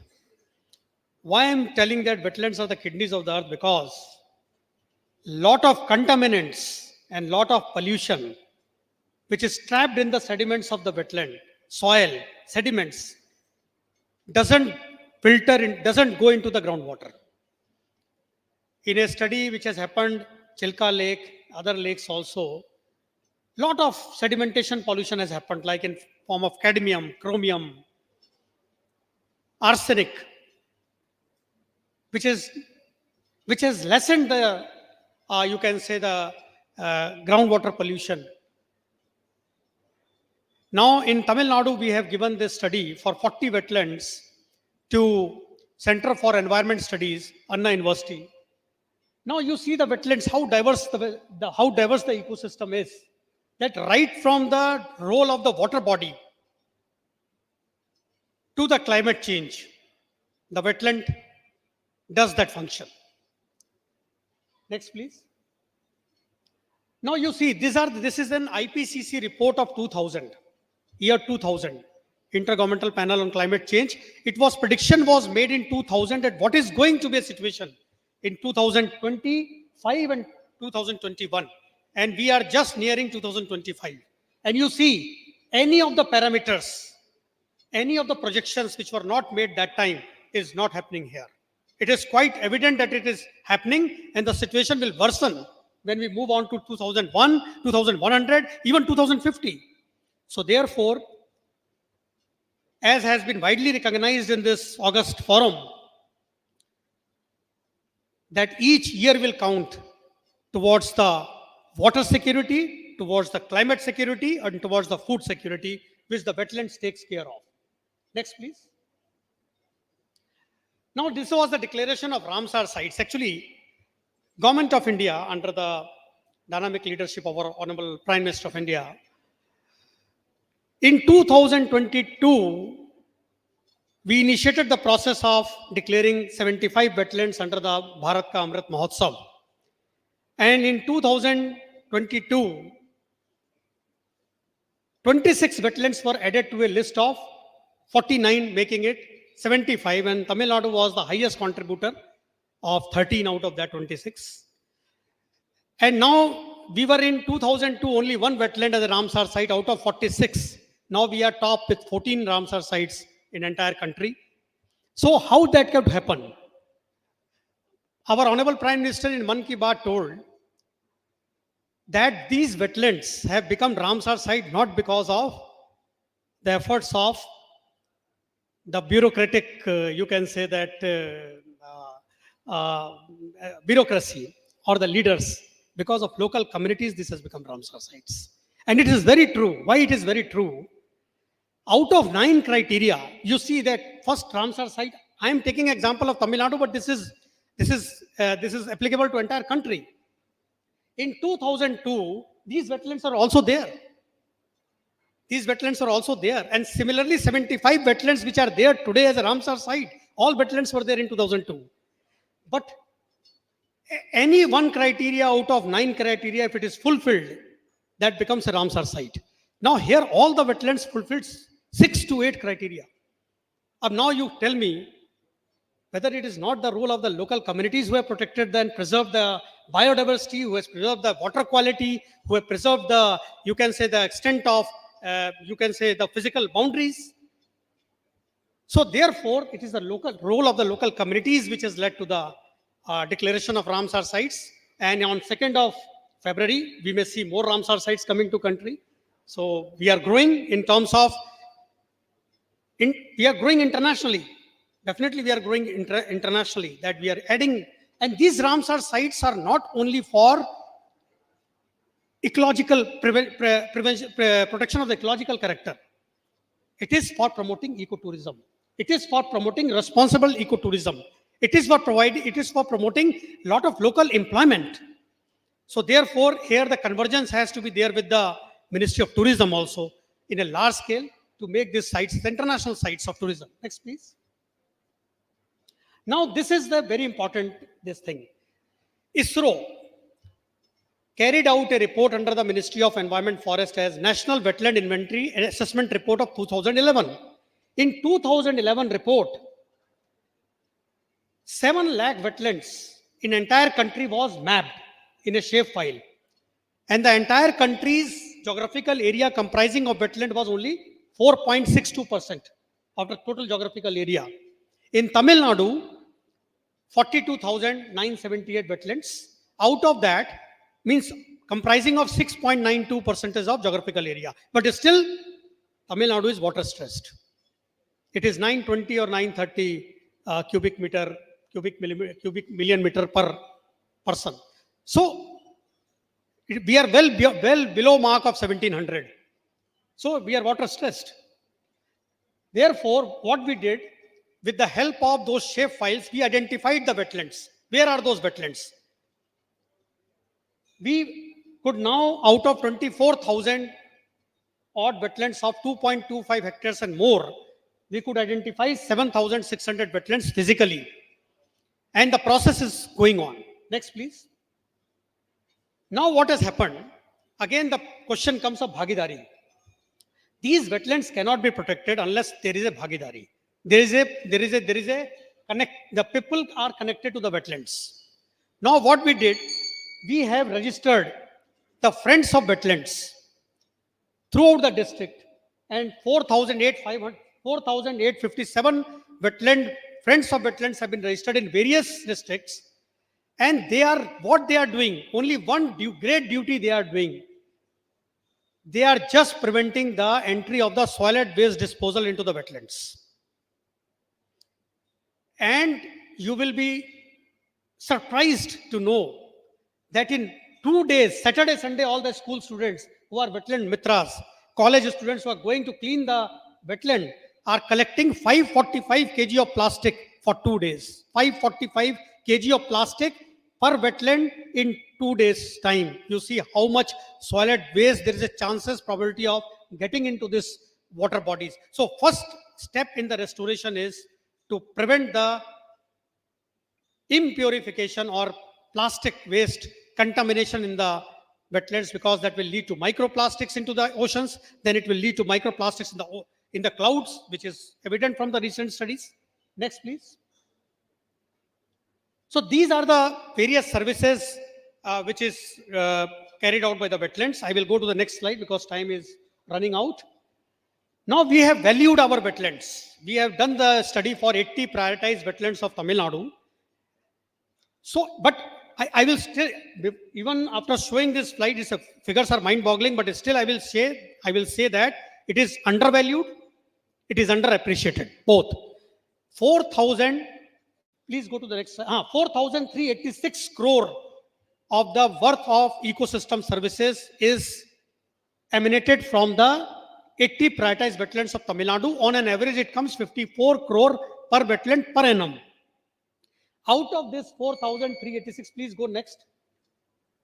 Yeah, out of this, only 14,028 crore is from water, only water. And this value has been arrived based on the international default value, then converting into the contingent valuation method locally, and then willingness to pay sampling method. But it is there, but in this carbon value is not added. Wetlands have got very important role in carbon sequestration, which is missing. If we add that, it will go 3 times more. And one very important thing I would like to say, for this 80 prioritized wetlands, the potential value is 17,000 odd crore, 17,000 odd crore per annum. And the value, current value is only 4,300. So 13,000 crore value is loss of ecosystem because of contamination. So that's why I'm telling it is very underappreciated, undervalued.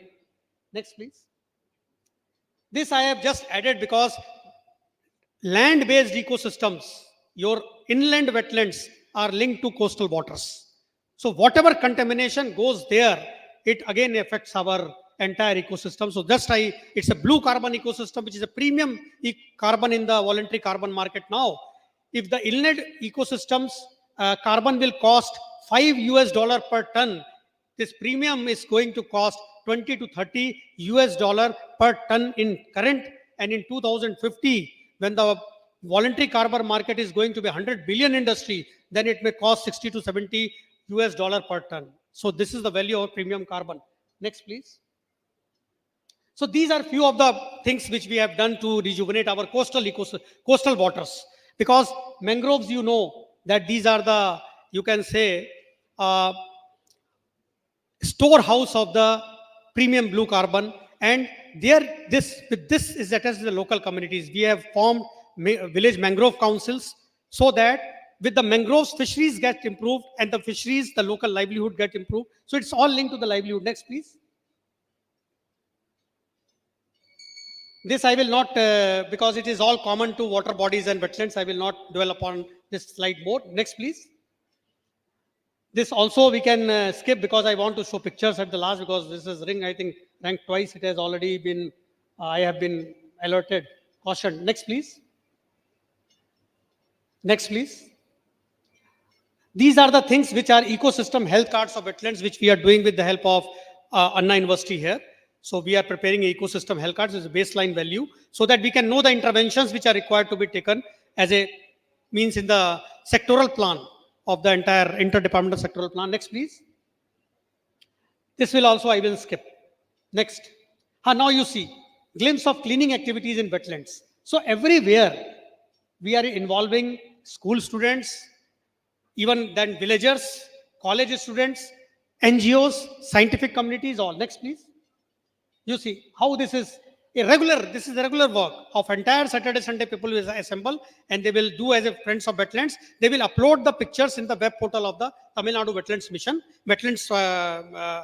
Mission, yes. I forgot to tell that Tamil Nadu is the only state which has launched Tamil Nadu Wetlands Mission by the present government. So we are means it's a great vision of our Honorable Chief Minister, and we would like to converge with the Government of India for taking it further. Next, please. So this is all you see. These are the Ramsar sites. This invasive species is being taken to improve the water holding capacity. Next, please. So this is all I wanted to say. Thank you so much. And I am so thankful to the Ministry of Jal Shakti for giving me such a wonderful opportunity. Thank you. Thank you so much, sir. And I would like to request the esteemed speakers over here to kindly respect the time boundaries that we have allocated over here. So now I would like to invite Mr. Bijay Bhagat, Superintending Engineer, WRD, Government of Jharkhand. He'll be going to give a presentation on water pricing reforms in Jharkhand. That's a case study. To please put your hands together for him.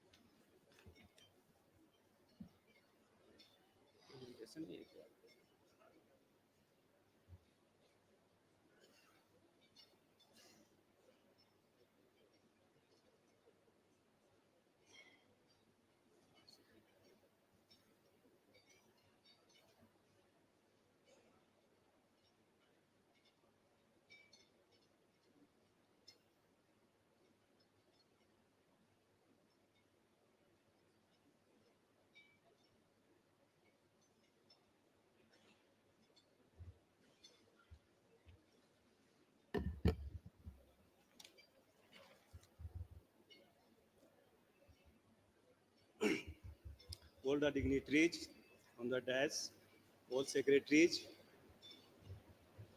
My presentation is on water pricing reform in Jharkhand. I am presenting this presentation on behalf of Mr. Prasant Kumar, Secretary, WRD Jharkhand.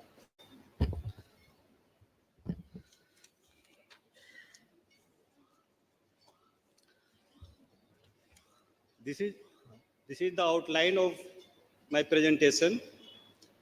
This is the background.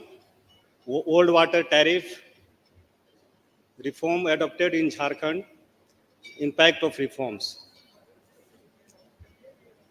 Jharkhand is a mineral-rich state, and there is immense scope of industrial development.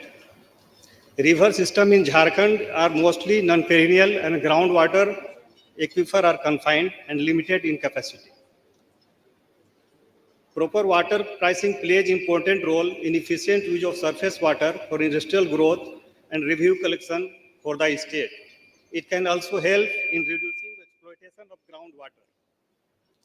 A new water tariff has been implemented in the year 2023 for withdrawal from surface water sources, revising the earlier applicable rates.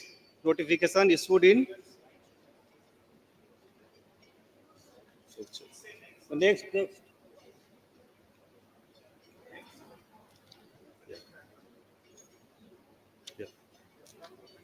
Yeah. Next.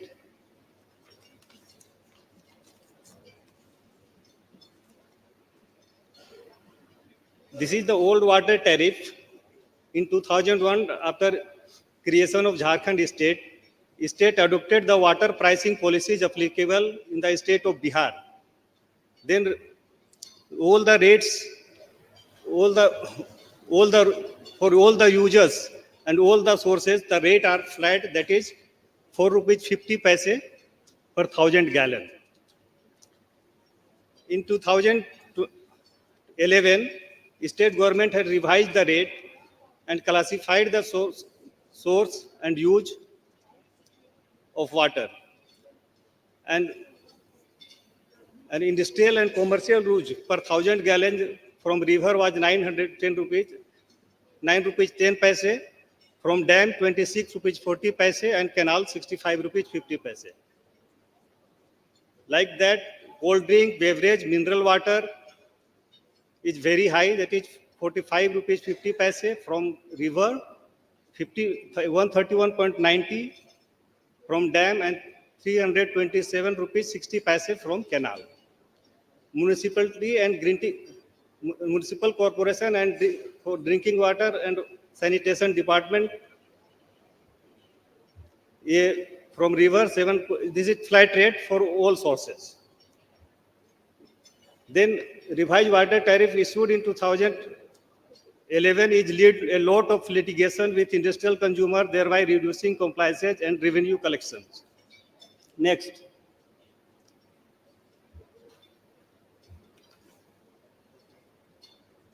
The- This water tariff issued in 2011 leads lot of litigation, like dispute with Tata Steel. Tata Steel, argument of Tata Steel was rate notification was issued without draft publication and stakeholder consultations. Water tariff from downstream of river is not defined in the rate notification. Tata Steel urged that water tariff for component of water being used for municipal supply must be charged at municipal rate. And the rate jumps in rates is two steps, that is 450 rupees to 26 rupees 40 paise. Next. Tata Steel approach. On the above ground, Tata Steel approached on Honorable High Court Jharkhand and challenged the notification. High Court Jharkhand directed the state not to take corrosive action and also directed Tata Steel to pay interim amount of rupees 1 crore per month against the monthly demand of rupees 12 crore approximately raised by the state government as per water tariff 2011. As on 21st March 23, the pending dues of Tata Steel is 1,082 crore plus interest charge at 10% per month. Like that, dispute also raised by Adhunik Power. Adhunik Power also challenged the rate notification issued in 2011. Adhunik Power also approached in High Court Jharkhand and challenged the notification on the above ground. Honorable Jarod directed the state not to take corrosive action. Adhunik Power used to pay at the old rate. And as on 31st March 23, the pending dues with Adhunik Power is 370 crore plus interest. Next.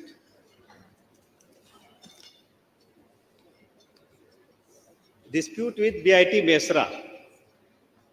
Actually, the rate issued in 2011, no road slab for academic institution drawing water for municipal use. They urge that industrial commercial consumer rate is very high and it is not is very high for them and requested to charge at municipal rate, that is 7 rupees 60 paise per 1,000 gallon. DPS rate is also very high, that is 10% per month. Payment was struck by BIT Mesra in dispute. Next.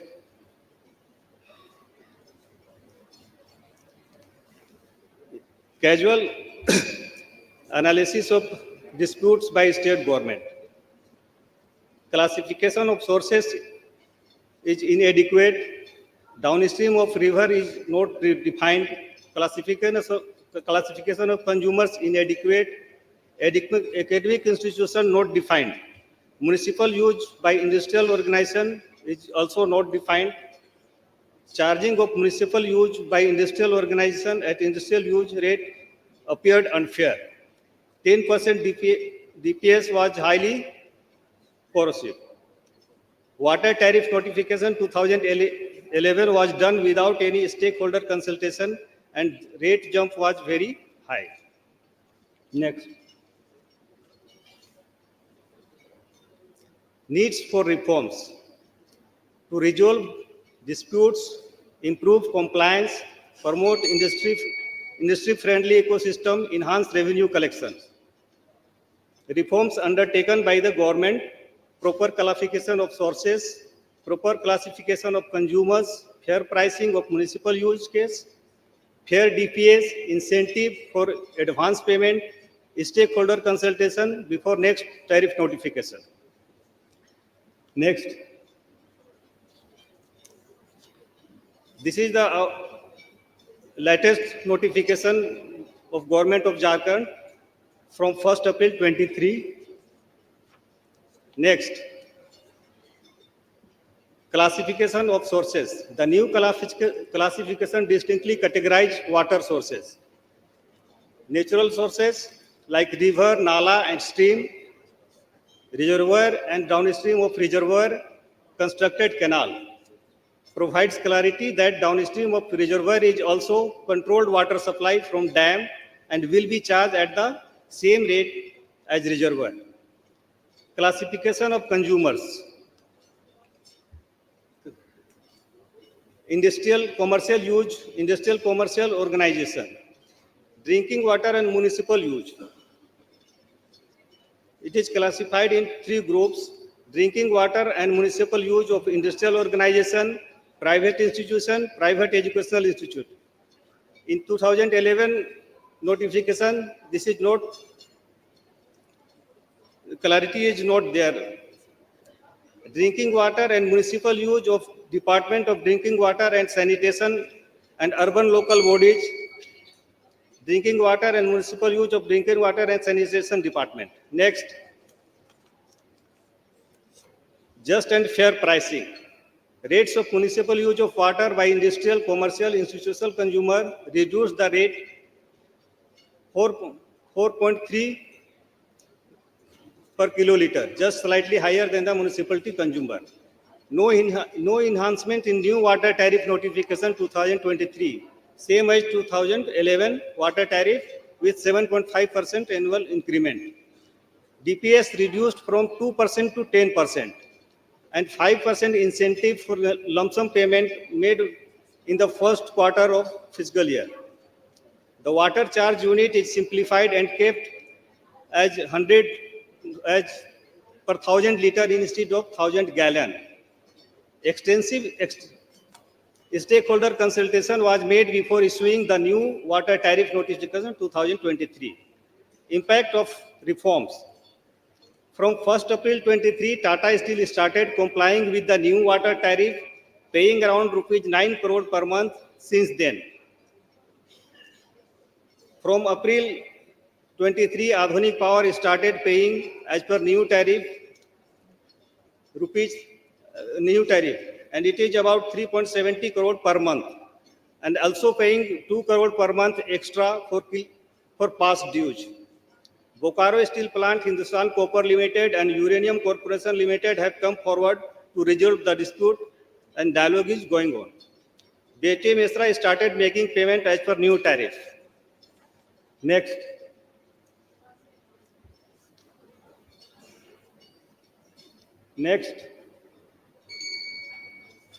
This is the impact of reforms. In 2019-20, our revenue collection was 61.4 crore. In 2020-21, 55.36. In 21-22, 70.34. 22-23, 76.81. After new water tariff implemented in April 23, till in the year 23-24, till December, it is 149.76 crore, and projected revenue will be about 200 crore in the year 2023.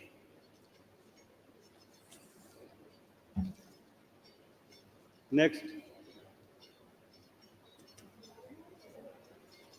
Jharkhand water pricing reforms represent a progressive step towards sustainable and fair water management. By balancing the needs of diverse stakeholders and prioritizing clarity, fairness, and stakeholder engagement, the state sets a tone for industry-friendly ecosystem. These reforms not only address current challenges but also pave the way for future water resources management initiatives. Thank you very much.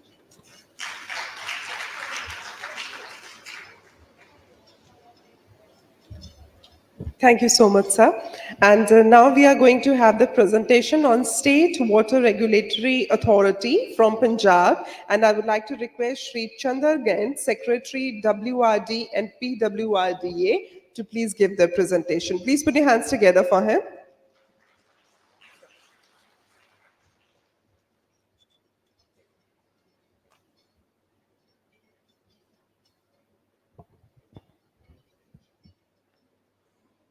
Good evening.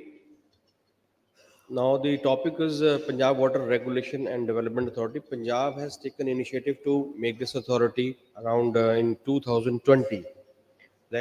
Slide please. And this authority is basically consists of a chairman and two members.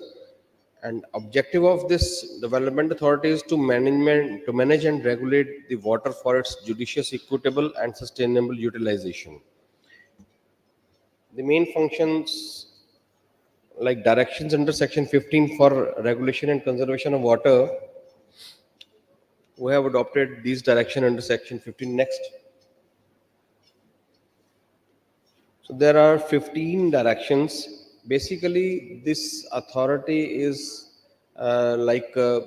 controlling commercial establishments and business establishment who uses the water in their factories and their other establishments. And certain things like drinking water and water to the urban local bodies, these are exempted. So I'm not going to read all these 15. The authority may issue directions regarding the development management. So this is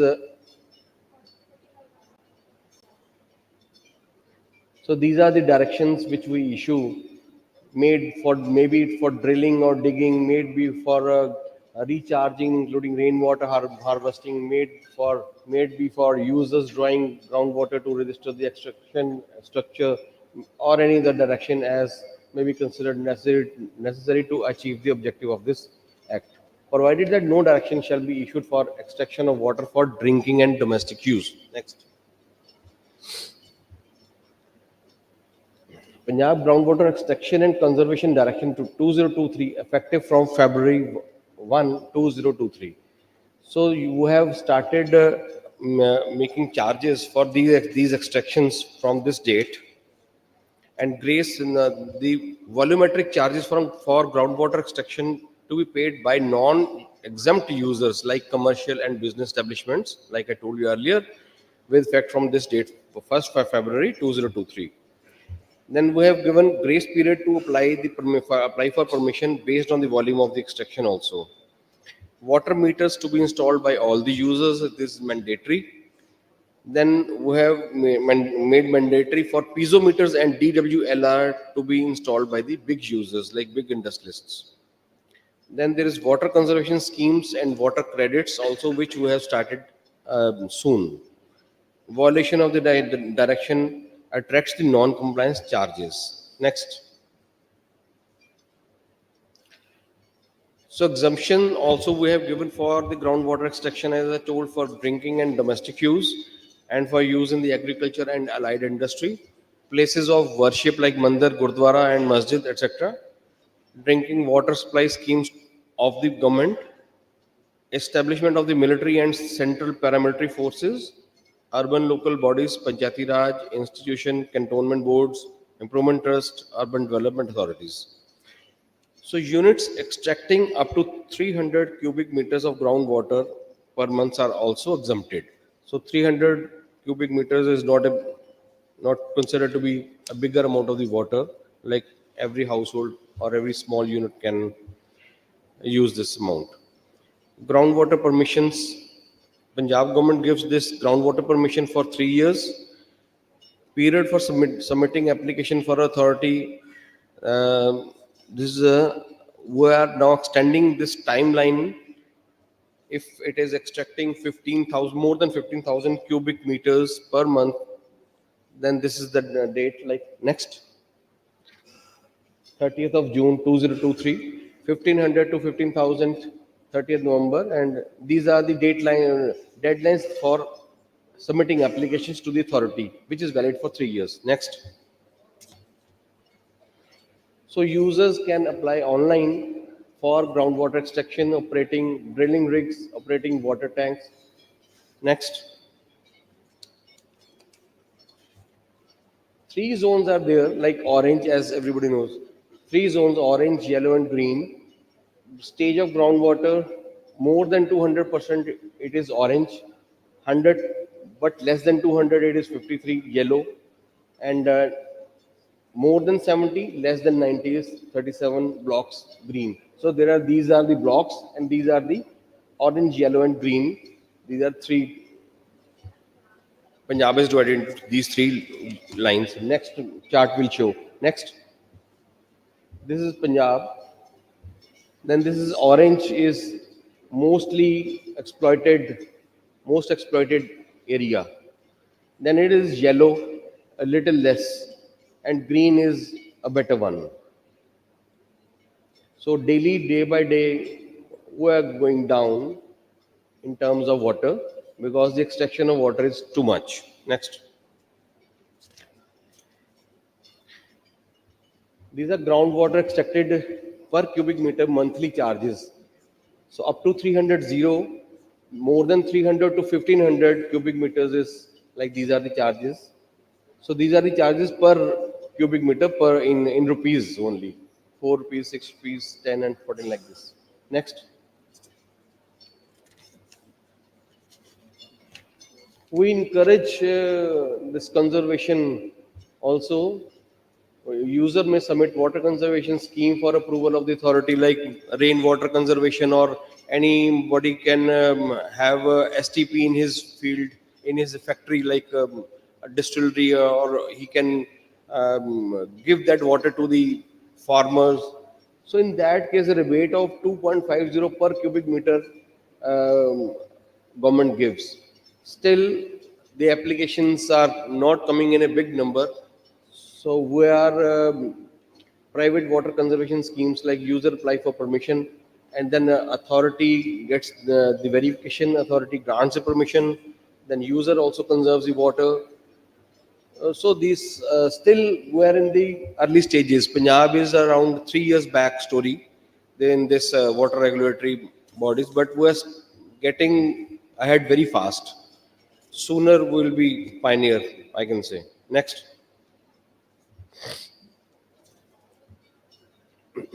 These are the specific. Now we have given some specifications of the water meters also, and it is given on the website. So more than 300 to 15,000 cubic meter mechanical meter or digital flow meter with or without telemetry. More than 1500 cubic meters digital flow meter with telemetry. So these are we have specified the water meters. The industrialist will have to apply the get these water meters on their water connections. Next. So payment of groundwater extraction charges. Self-assessment by users, like all the industries get themselves self-assessed that this is the monthly reading of the water meter, and they report it to the authority by 20th of every month. Next. Now, as I told you that we are getting ahead in this direction, the authority is very much concerned now. We are going to implement through DICWRD at district level. Under the DM of every district, we have made these committees who will be inspecting the units periodically and checking whether they are applying for, whether they have applied or whether they are giving water taxes or not. And then next. And then they will tell them to apply for it online. So limitations are also there. Limited response from the factories are there because they feel that why we people only are being enforced for this authority act. Why not others? Because in this factory industry, only 3 to 4 people comes, I think. Industry feel that groundwater charges are very high. Then lack of trained personnel at the field staff. Like I told you that we are in the initial stage, 3 years story only. So these are the limitations. So we are going to make camps in the districts also to make aware the industry people in a good way so that they can come forward and apply online. Next. So this is all. Thank you very much.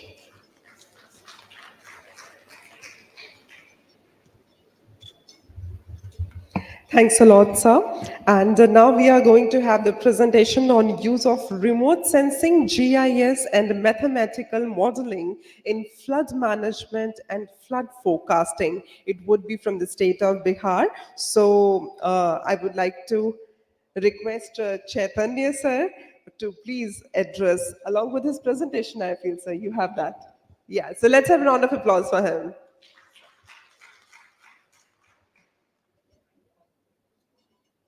Can you put on the presentation, please? Is it possible to make it full screen over there? I can see it more easily then.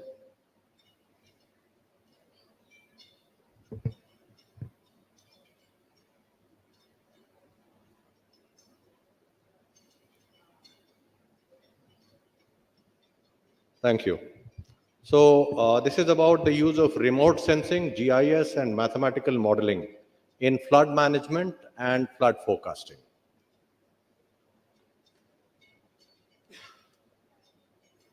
Next.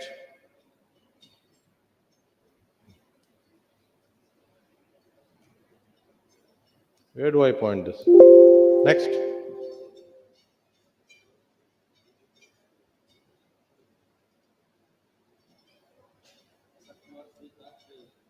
Okay.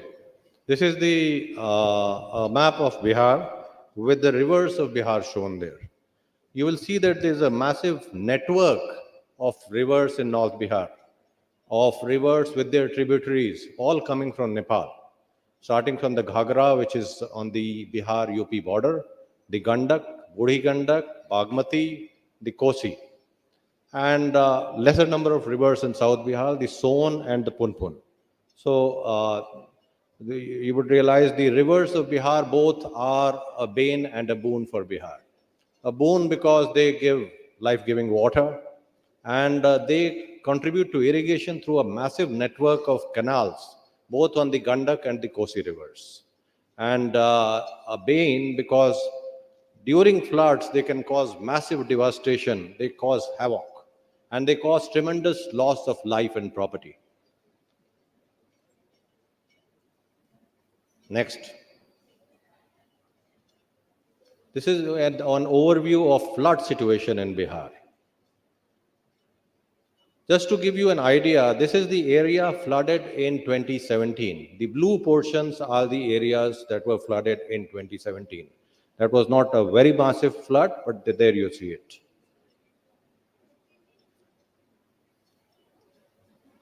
This is the area that was flooded in 2020. This you would see is basically from the Gandak and the Bagmati rivers with the other rivers which are contributing to it. The portions down there in orange are the dry portions. This is the area flooded in 2008. Substantial flooding. The Kosi River had these massive floods in 2008. And most of these were due to breaches of embankments. This is 2021. Again, floods in many rivers, and Gandak, Bagmati, Kosi, floods everywhere. 2007, again a year of very large floods. This is the extent of flood in Bihar. And you would see that a large portion, almost 38 districts, out of 38 districts, 29 districts are flood prone. Not moving. 76% of the area of the state has faced floods during the last 15 years, that is 2007 to 2023. After the very steep floods, the steep slope in the Himalayas from which the rivers come, they come to the gentle slope in Bihar, resulting in deposition of silt, and that is one of the major causes of floods in the state.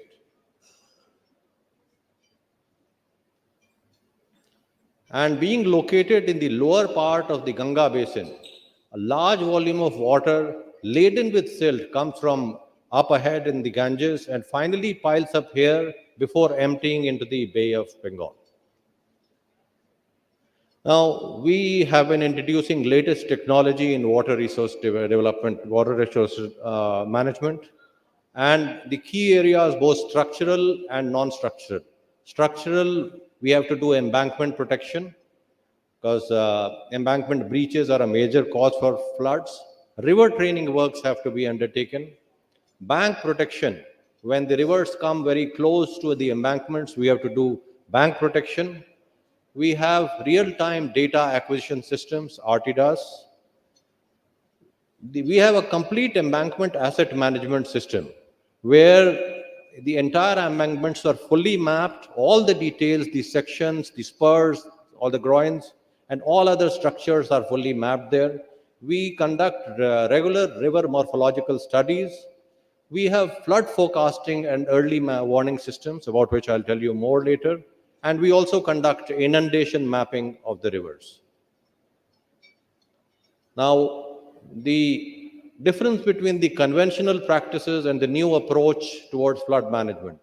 Now, the identification of critical sites was earlier done by using the experience of local engineers and feedback from the local people. Now, after introduction of GIS and remote sensing, historical satellite images help in identification of critical reaches. Anti-erosion works we were doing through measurement of current bank line and an inquiry from locals to decide how much was bank shift. Now, historical satellite images of the identified sites are being analyzed for assessment of the extent of erosion over time. During flood season, the scenario in terms of water level, rainfall, embankment, health report were sent across, transmitted through fax, telephone, mail, wireless. Now we have custom-built mobile applications, websites, which collect, collate, and transmit information. The alignment of embankments and canals was done through field surveys and study of cadastral maps. Now the latest high-resolution satellite images are being used to fix alignment, which comprise minimum need for land acquisition, avoid shifting and demolition of structures, and cutting of trees.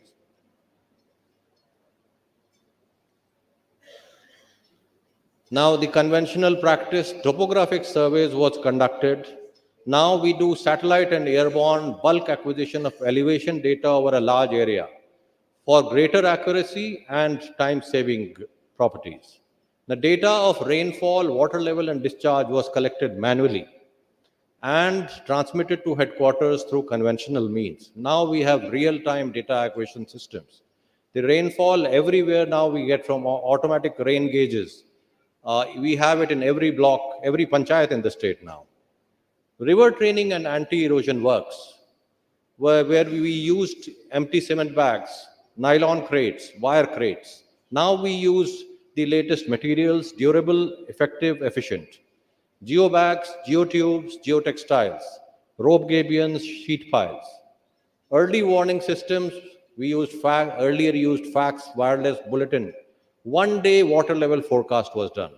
Now we have mobile alerts, websites, SMS, email, social media, and we forecast for 3 to 5 days now in advance. Now, what are the activities undertaken?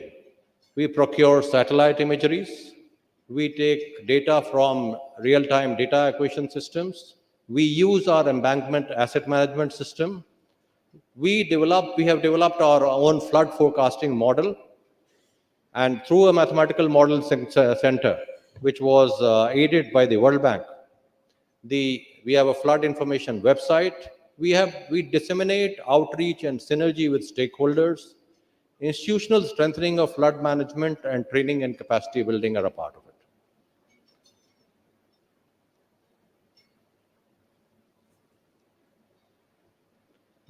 I'll go through it very fast. Satellite data sources are inputs, GIS database, real-time data acquisition systems,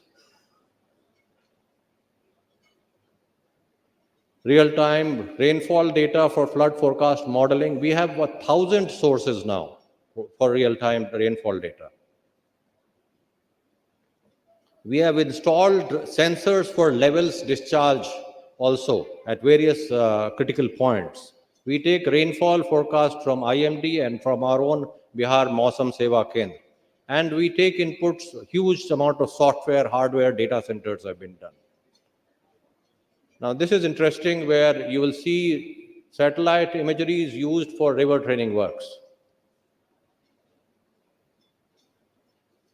Now, on the left, you will see that red point, the yellow point with the red circle. That is the river Ganges, which breached in the year 2010, September 2010. The meandering part of it, you will see where it is attacking the embankment. Thereafter, trend study was done to understand how and why this happened. The way the river bank was shifting towards the embankment was studied, and it was planned in February 2011 to make a new pilot channel which cut off the meandering part of the river. This is the satellite imagery of the work actually being done. That thin blue line is the pilot channel seen from space. Then that is 30th September 2011. Then 24th September 2012, that thin red line becomes broader. And September 2023, the course of the river Gandak has shifted and the attack on the embankment is over. This is another place, the river Ganga near Salehpur, Tandaspur. This river, the river formed an acute loop and was attacking the embankment for the past many years. Again, we constructed a final channel. And this is the final course of the river, the final outcome, which has changed the course of the river Gandak in this area also. Now for spur positioning, we use 2D modeling, spurs or groins as many places it's called. The positioning of the proposed spurs, the protrusion length of the proposed spurs, the orientation of the spurs, the orientation, whether it's upstream or downstream or perpendicular, will make it either normal or repelling or attracting. The impact of the proposed spurs on existing spurs downstream and other properties of the river. These are all done through 2D modeling. This is the Kosi River that you see, the shoal in between also you see.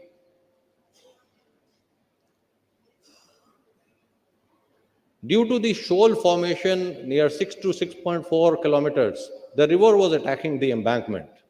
Now spur positioning was done. There you see the newly constructed spur in an oval circle.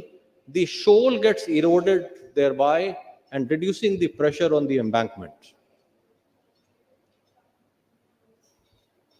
Now you see here the anti-erosion works that we take up on an annual basis. Every year we have to take up. The bed bars are constructed, the embankments are strengthened, and we have to do so much more work to protect the embankments.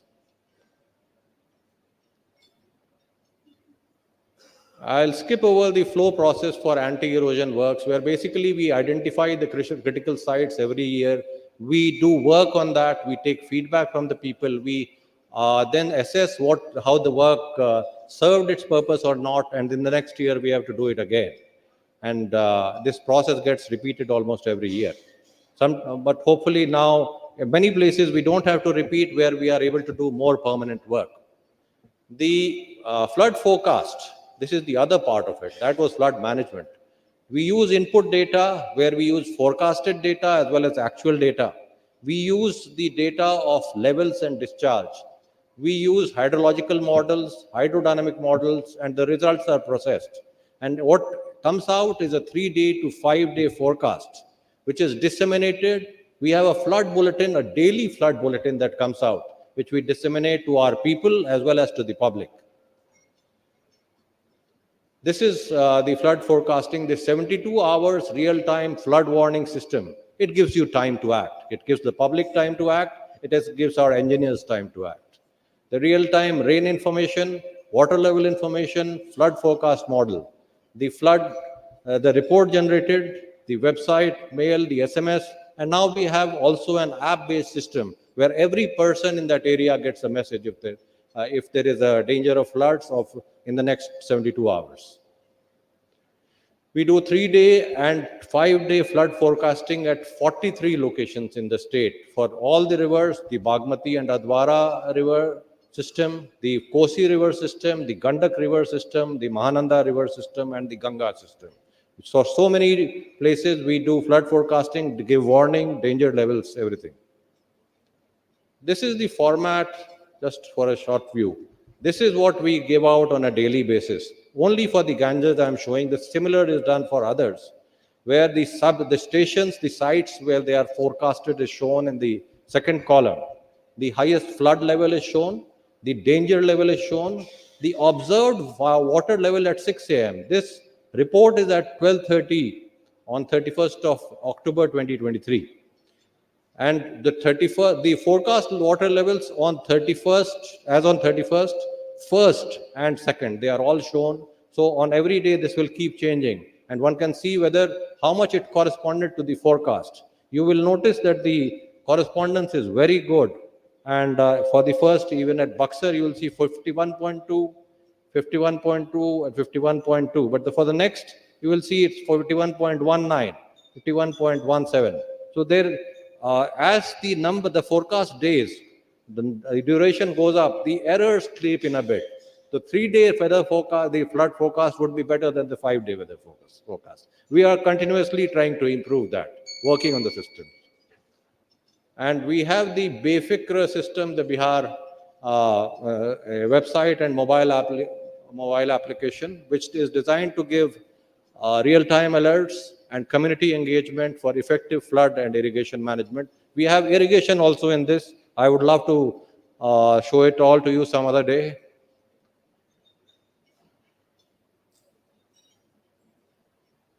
And it aims at making Bihar WRD a pioneering state in water resource management by empowering our own officials to effectively plan water resources and promoting partnerships with citizens in realizing the department's vision.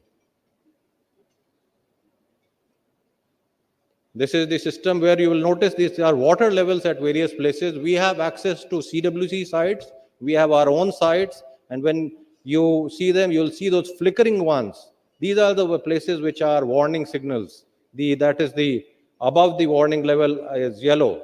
And we have danger levels. So this will keep flickering. And when you click on one of those, you'll see the entire details of that place. That is the detail opening up.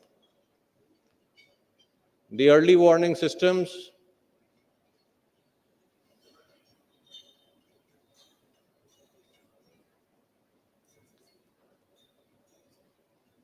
Just a last slide where I want to show that we have institutional capacity building going on, data center upgradation, we are doing that. We are now making a physical modeling center at Birpur, which will be the second in the country. The first one is at CWPRS in Pune.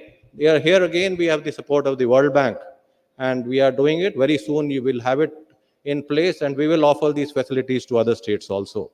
We are constructing a water knowledge center at Patna.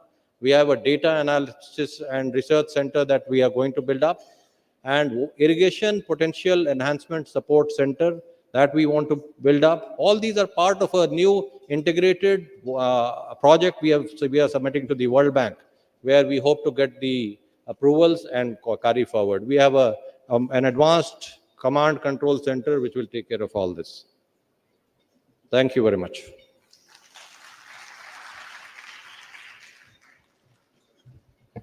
Thank you so much, sir. Thanks, sir. And now we are going to have the presentation from Odisha, but before that we are going to showcase a film on Pani Panchayat, and then we'll be calling up the speaker for the presentation. So may we please have the film on Pani Panchayat. Water, the elixir of life. Harnessing its intrinsic potential, human societies have ensured their food security and nourishment. With the belief that systematic development and maintenance of irrigation infrastructure and efficient use of water by farmers are possible when farmers' organizations are empowered, Odisha enacted the Odisha Pani Panchayat Act 2002. From about 700 water users associations in 2002, To more than 39,000 Pani Panchayats now, water governance in the state is growing participatory. This has got the state accolades in many national forums. The Pani Panchayat movement in Orissa is a saga in sustainable water use. Pani Panchayats in Orissa at the primary level consist of all water users within a specified hydraulic boundary of a major, medium, minor, mega and lift irrigation project. All the landholders in a chak of the Pani Panchayat elect 3 members to the chak committee. One among them represents the chak in the Pani Panchayat. The members of the executive committee elect the president, secretary and treasurer. The distributory committee and project committee get formed at a higher level. Pani Panchayats prepare cropping program, build field channels and reconstruct the old and dilapidated ones, draw plan for the maintenance of irrigation system, manage the lift irrigation points, regulating the use of water through a Varabandi schedule, assist in collection of water rates, resolve disputes, maintain accounts, assisting in the conduct of elections and formation of forums, etc. They also avail grant in aid for desilting, weed removal, repair of linings and painting of shutters, closing of breaches, maintenance of inspection parts, etc. Nearly rupees 600 crore has also been allocated for this from the state funds in the last 3 years. The office bearers are imparting training in Water and Land Management Institute, Valmi, on a myriad of topics. Sinchita, a comprehensive training module, has been introduced for structured training. Exposure visits are also organized for cross-learning purposes. The state government has introduced eCab, a web and mobile app-based application for real-time monitoring of functioning of Pani Panchayats and infrastructure built by them. This has been facilitated at the national level. In order to induce behavioral change at ground level, Pani Panchayat Pakhya or fortnight is observed across 117 divisions and 30 districts every year to acknowledge the immense contribution being made by the Pani Panchayats. Message of the Honorable Chief Minister gets circulated bearing innovative IEC SBCC content. Debate, essay, painting, quiz, exhibition competitions get organized and the best Pani Panchayats and farmers get facilitated by the Honorable Chief Minister. Changing with the times and learning through a robust feedback mechanism, the initial act, operationalized in 2002, has been amended multiple times to make it more inclusive and to obliterate operational challenges by including even fishermen who are at the margins of water use, but that is at the core of their livelihood. The recent mega lift irrigation projects started by the Orissa government has been brought into the ambit of Pani Panchayat. The Orissa Integrated Project for Climate Resilient Agriculture uses the Pani Panchayat's mechanism to promote and implement climate smart agriculture by sourcing resilient seeds and using new technologies. In order to enhance women participation in the decision-making process of the Pani Panchayats, spouses of landholders are entitled to membership. Today, women make 1/3 of its executive committees. Orissa is a leader in strengthening water governance at the cutting edge and in offering the women a leadership role in every conceivable way. This is the story of Pani Panchayat that Orissa wants to share to the world. An ongoing process of enabling, empowering, democratizing the decision-making of the use of one of the most precious resources of Mother Nature, water.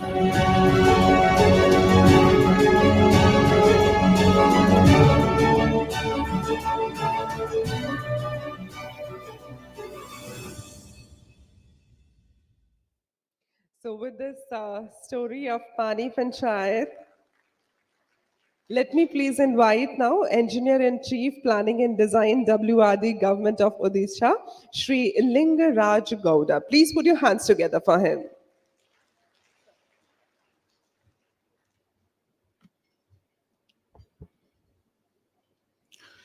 Namaskar and very good afternoon to all. Honorable Secretary MOWR, respected secretaries from different states and union, officers from different states and central government, chair, co-chair of the session, dignitaries on the dais and of the dais. It is a privilege on our part, and on behalf of Government of Odisha DOWR, I extend our heartiest gratitude to be here to give this, to show this film and to talk something about our Pani Panchayat. Already everything has been covered. Just a few points, and then we may deliberate something if required. This is nothing but next slide, please. This is PIM model, Participatory Irrigation Management, which was introduced in the state during 1995 with the formation of water user associations. It was taken up on a pilot basis in 4 projects under Odisha Water Resources Consolidation Project. And we got a very good success in distribution of water through this water user association. So in 2000, it was extended to all the major, medium, minor and lift irrigation projects. And we named this WUA, Water User Association, as Pani Panchayat. Legal status was also given to PPs by enacting Odisha PP Act, Pani Panchayat Act 2002 and Odisha PP Rules 2003. It was about 700 WS in 1995, which is now more than 39,000 and looking after 50% of our command, that is around 23 lakh hectares. Next. The Odisha Pani Panchayat Act 2002 mandates for equitable distribution of water in the head reach, middle reach and tail reach, which is always a problem for, which is always a challenge for us, for the engineers and for the farmers to get equitable distribution, equitable water. This Pani Panchayat consists of all the water users of the specified hydraulic boundary of a project, and all the landholders in a chowk of the Pani Panchayat elect 3 members to the chowk committee. Each chowk committee represents 1 member to the executive committee of the Pani Panchayat. And the members of the executive committee elect the president, secretary and treasurer. All the president, secretary and treasurers of these Pani Panchayats in a distributory area constitute the general body of the distributory committee. It elects 9-member executive committee, which in turn elects its president, secretary and treasurer. That is the executive committee of the distributory committee. All the president, secretaries and treasurers of the distributory committee in turn in a project area constitute the general body of the project committee as a whole. It elects 9-member executive committee, which in turn elects its, again, president, secretary and treasurer. That is the executive committee for the executive committee of the project committee, otherwise called as the apex committee. And at state level also, there is a committee which is constituted by the government, taking the presidents of these project committees, having maximum number not exceeding 10. This act also includes, in 2002, the fishermen under minority system who don't hold any land. Also, it extended to mega lift irrigation projects which are taken up in our state in a very large scale, giving irrigation to highlands which was not possible by flow irrigation. For women empowerment, 1/3 of the executive committee is constituted by women. Even spouses of landholders are also become member of the Pani Panchayat. Major functions already discussed in the video. I don't want to take time. They carry out the maintenance mostly of the minors, sub-minors and field channels, and also its operation and maintenance, and we provide grant in aid, and there is a government order how to provide grant in aid. In the first year we provide ₹100 per hectare. Then onwards we pay the percentage of farmers who are paying the membership fee. That percentage we pay out of this ₹100, that percentage we pay as grant in aid. From 5th year onwards, we pay the percentage paid by the paid towards the water rate. If they pay 75% water rate, we also pay 75% grant in aid. The office bearers are trained in Valmi Water and Land Management Institute of our state. Sinchita, a comprehensive training module has been introduced for structured training in a particular way.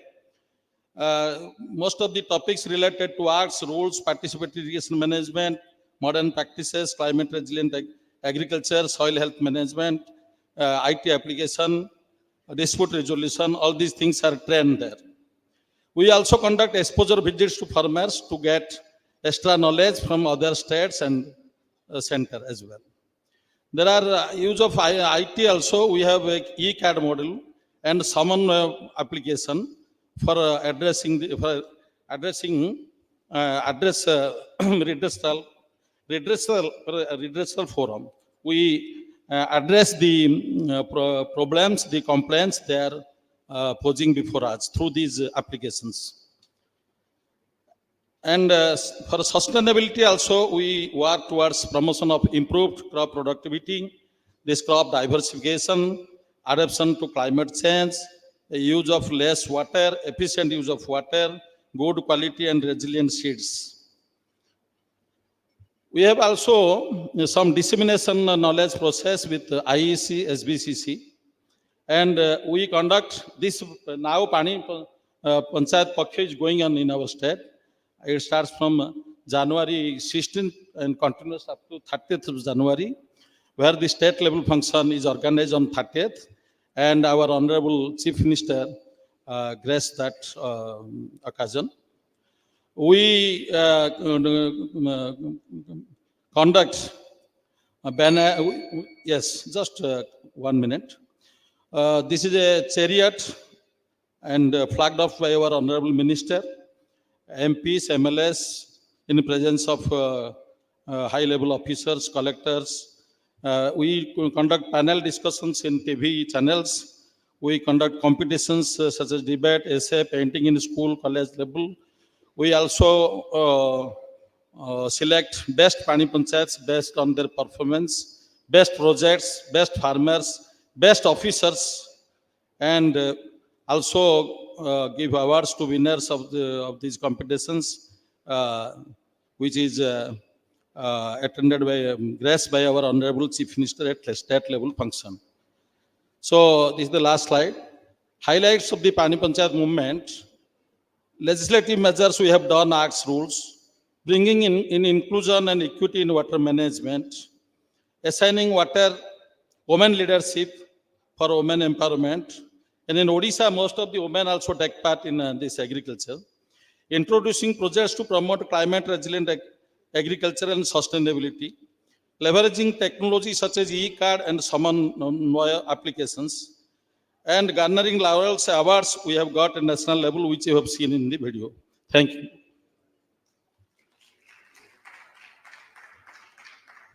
We may discuss if time permits. Otherwise, thank you. Again, I extend our greatest gratitude to the organizers to speak something about our Pani Panchayat in our state.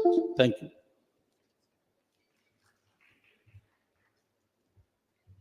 Thank you so much, sir. And now we are going to have a presentation on groundwater regulation scenario in Maharashtra. For that, I would like to invite Additional Director, GSDA, Government of Maharashtra, Dr. Vijay Pakmode. Please put your hands together for him.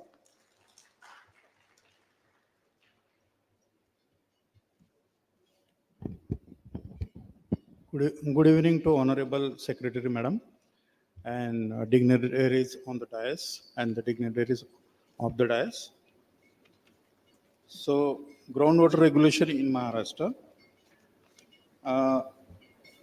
Any state for having the sufficient groundwater storage should have the three favorable factors.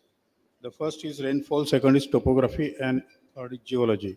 But in case of Maharashtra, all these factors are unfavorable because in Maharashtra there are 4 rainfall patterns, and there is no guarantee that this much rainfall will occur in that particular rainy season. So there is a first adverse factor. Second is the topography of Maharashtra is very undulating. So whatever the rainfall occurs, it flows down very fast, And though we have taken the many water conservation structures, they are not sufficient.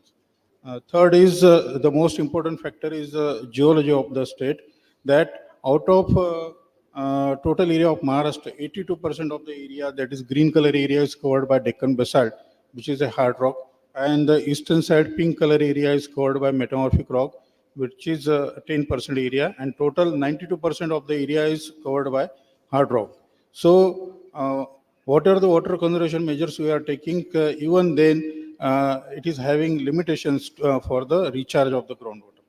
So, in the first picture, we can see that because of this, wherever there is water available, people know that, and they have started withdrawing the water, and there is a condition of overexploitation and the development of OCS blocks. Next. For this purpose, in Maharashtra, the management of groundwater and regulation of groundwater is very important. So, the background of groundwater regulation in Maharashtra is as follows. In 1993, actually, the Maharashtra is the pioneer state in bringing the Groundwater Act. So, in 1993, there was a Maharashtra Groundwater Regulation Act, called as 1993, which was for drinking water, and the rules for the same act was prepared in 1995. After that, there was a model bill of government of India in 2005, and on the basis of model bill of government of India, we have prepared the Maharashtra Groundwater Development and Management Act 2009. Next. Next slide. The Maharashtra Groundwater in the 1993 Act, this is basically, there were the provisions for the public drinking water sources, like regarding the construction of wells, then declaration of water scarcity area, then declaration of overexploited watersheds, and for regulating the groundwater. Next. In the Maharashtra Groundwater Act 2009, so this act was prepared on the basis of Government of India's Model Bill 2005.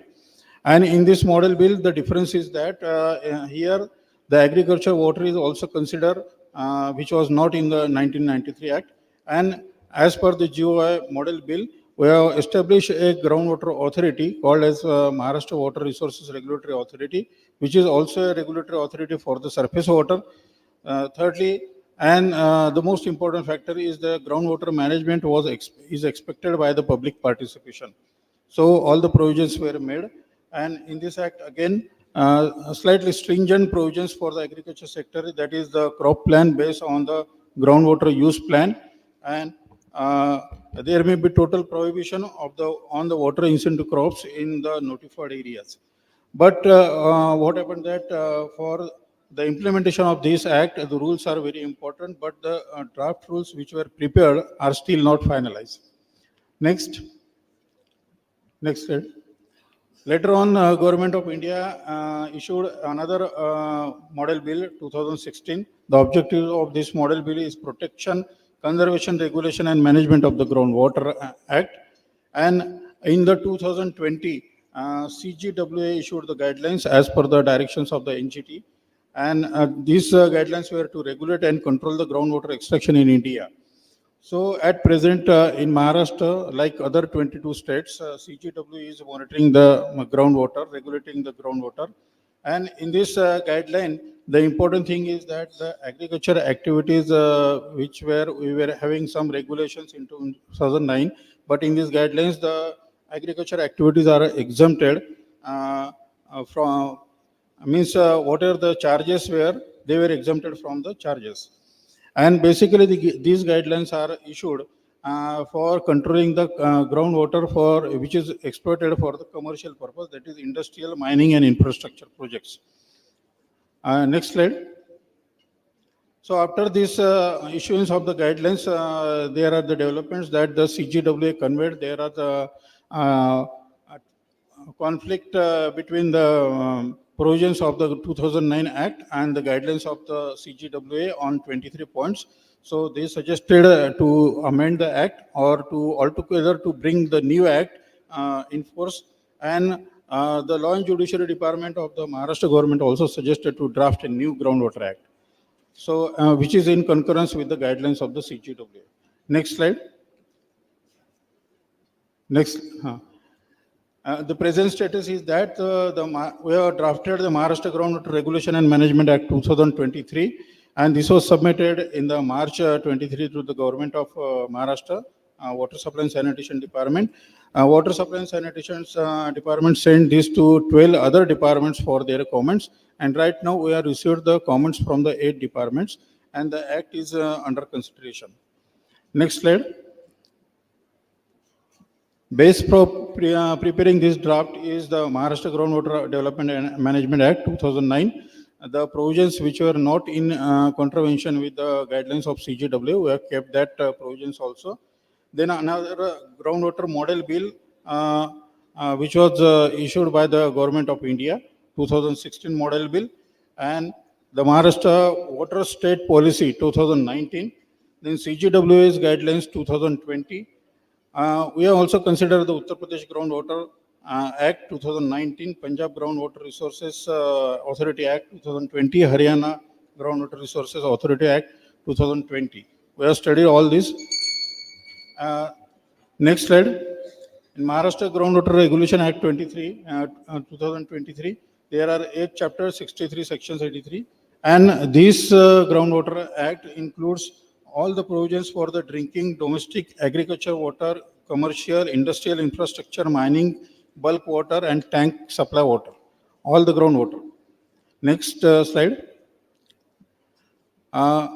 In this act, all the provisions for protecting the public drinking water sources are included. They are listed here. I'm not going to read this. Next slide. Next. Provisions for limiting the groundwater use or regulating the groundwater use, which is basically used for the agriculture purposes, are still included, but we are not going to charge anything for the agriculture purpose as the guidelines of CGWA. Then next slide. Provisions for restricting or limiting the use of groundwater for the commercial, industrial, and infrastructure, mining use, bulk, and tanker water supply are also included. Next slide. Provisions for sale regulations and rainwater harvesting of the groundwater recharge and recycle are reuse are included. And in this, we will be promoting the community participation. Secondly, farmers will be trained to use the effective water and do not waste water. And they will be how much water for desired quantity should be used for the crops. That will be training will be given to the farmers.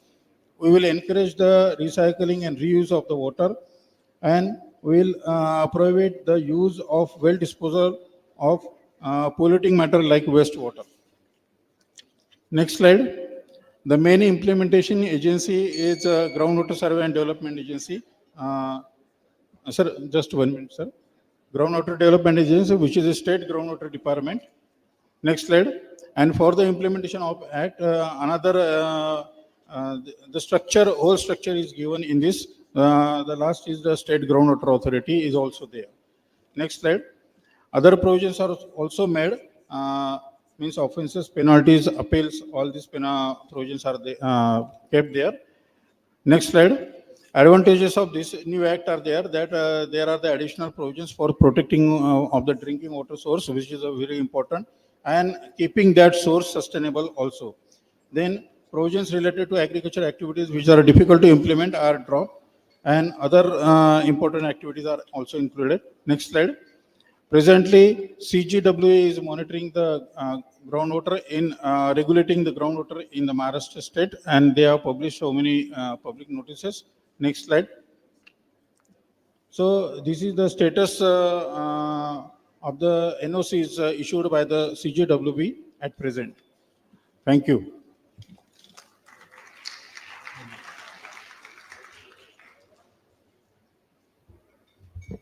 Thank you so much, sir.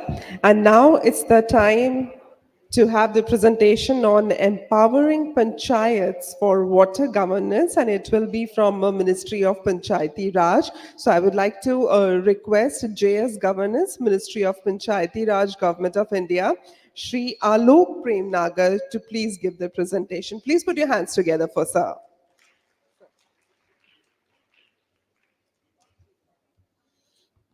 Thank you, ma'am. A very good afternoon to everybody. And I don't have a great deal to say, so I think the time that others have lost you, sir, I will help you gaining that. We've had some outstanding presentations, and by and large, my talk is going to be reinforcing what Odisha told, what Maharashtra hinted, and what the essential fabric of the presentation is going to be that put panchayats in the forefront, and whatever mechanisms you may have of weaving together your strategies be done on that fabric. So, next slide. These are from the water body census report of the water resources, and the major challenges are known to everyone. So I found that panchayats were owners of 62% of the publicly owned water bodies. So that is substantial, and that's also a good sign, because part of my presentation is also going to be talking about some cases where the panchayats or the local bodies performed well because they had the ownership through and through. So involvement of panchayat does not come as an afterthought at the end. You integrate them into your whole business plan from the very beginning. So the part on the right side of the slide first, this is something that Ministry of Panchayati Raj began back in 2020. Of course, then we hit COVID and things got diluted. But just as you have ministers here at the central government level, at the state government level, so why don't we map water to an elected representative? Of course, there would be multiple such subjects mapped onto a single one, but then going forward, a panchayat does not remain identified with just the sarpanch. And here is this resource who is not only getting layered training on the various aspects related to water management over the course of his tenure or her tenure, but they are also they are the contact point for all departments such as mine, such as water, such as drinking water, sanitation, and everybody. So, because panchayats, I don't need to reiterate the point that they are a tier of governance. They are elected representatives who are there for the purpose. And it became really apparent at the time of the COVID pandemic when the departments were all away, and the only body that were managing things on the ground inside the village were the rural local bodies. So they have, more often than not, they have given a good account of themselves. And what Odisha and Maharashtra seem to indicate is that they have tested it and found it good. Of course, Odisha talks about they are the only boundaries that were given to us by God, watersheds, my mini watersheds and micro watersheds and all. Of course, so that is something, if you can organize, it is outstanding. But other than that, there is always the panchayats to fall back onto. And we or you as engineers, as technical people who know how the inter-basin flow is happening, what is the status of groundwater in each of these positions, if we can give them the means, the wherewithal to measure these, to monitor these. You have a presentation tomorrow by the RUTAG group of the principal scientific advisor, who would be talking to you about something that they have made and they have tested. So that is the way forward, that we don't mention panchayats only as a slogan, but we train them, we empower them, we give them the means to carry out their jobs, and all of us go to them. Sorry, yeah. Can we go back?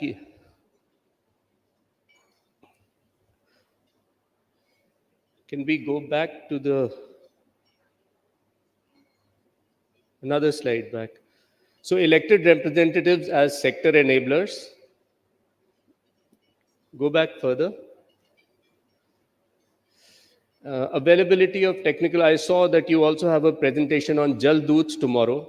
So I'm just mentioning these. There would be several other such people who would be peculiar to a certain state. Jal Doots are Gram Sahayaks who are being trained and who are being enlisted to look at the water resources. We are aware of the Nal Jal Mitra or from the DDWS, these people are not only being identified, but they're also being trained by the skill development ministry. And so if we make these people also the people who we are going to engage in our discourse, then we reinforce something that somebody has already started rather than create new structures that may not persevere. The operation and maintenance by groups, no, go back to that, please. The operation and maintenance by, did I do this?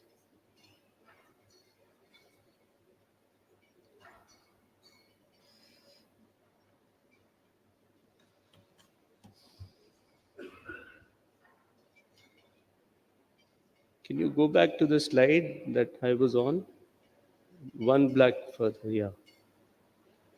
The O&M by user groups. Of course, Panchayat will have, say, I come from the state of Himachal Pradesh, and typically you will find that a perennial source can address only 5 water holes, sometimes as small as 5 households, or maybe 10 or 15. So the Panchayat, who's probably 6 kilometers on foot or something, the headquarters, they couldn't be bothered. And if you had water user groups like Odisha has designed in their matrix, have these water user groups, and then there is a confederation of these, maybe centered at the panchayat level. There are so many things that are happening all over the place. And availability of data, we need to have baselines. If people need to manage, then they need to have data. We all know that. So how does the panchayat become the not just the repository, but who are also responsible for maintaining this? And so you get real ownership of the resource. And next slide. Now we could change. The Department of Water Resources had started the JSKs. I remember as part of the Jal Shakti Abhiyan, we used to go and monitor them. So we made a beginning, and it was still in infancy. But this is again something that needs to be solidly reinforced, that everybody needs to be talking about that. Likewise, the geo tags of all the water bodies were to be captured, not just the points, but also the extent. That was also work that was started. So these are outstanding things, and we need to disaggregate them up to the GP level. So these are some of the practices. I'm sure you've heard more over the course of the day, and you yourself would be experts or you practitioners in some of these good practices. So we'll go on to the next slide. This is something that we've done. I told you already that elected representative as sector enabler. Of course, we don't do anything. We just make suggestions, and we hope that it catches the state's fancy and they just take it from there. So that was a beginning. A lot of these trainings have been conducted, the layered trainings, and the information is available on the training management portal. Some of the Panchayat Development Index is something that is being developed. So it would be a continuous kind of a metric that will tell you how a Panchayat is performing in that area. The Panchayat Awards, for those of you who are unaware, the 17 Sustainable Development Goals, Ministry of Panchayati Raj did an exercise and brought it down to 9 themes. So one of these themes is clean, green, and of course, water-friendly village. And some of the indicators, so this could, become something that you use as a reference point. And it has taken input from all ministry in the preparation of the Panchayat Development Index. From what I said about Nal Jal Mitra, a lot of money has already, it is a part of the Gram Panchayat development plan. So that is what we do in Ministry of Panchayati Raj. We try and bring together a process where all the departments become party to the Gram Panchayat development planning exercise. And and we insert, points on the checklist, we insert mandatory items, there are nudges just to make people act in a certain kind of a way. So I would like if the people from the relevant ministries related to Panchayat, whether it is irrigation or public health or water resources department or whatever it is called in that state, that these people should attend these meetings and make clear their agenda. So that is it. Thank you. I would, your second bell has not gone off, sir. So in Himachal Pradesh, there is a Bohal watershed. Of course, Shimla also has a water supply, but that was devised for a population of 16,000. There is a forest area. It's called Shimla Catchment Forest. And the per day yield from this forest, which is essentially oak forest, is of the order of 1 MLD. Likewise, Palampur has a forest that is also owned by the community. It's called Bohal Watershed.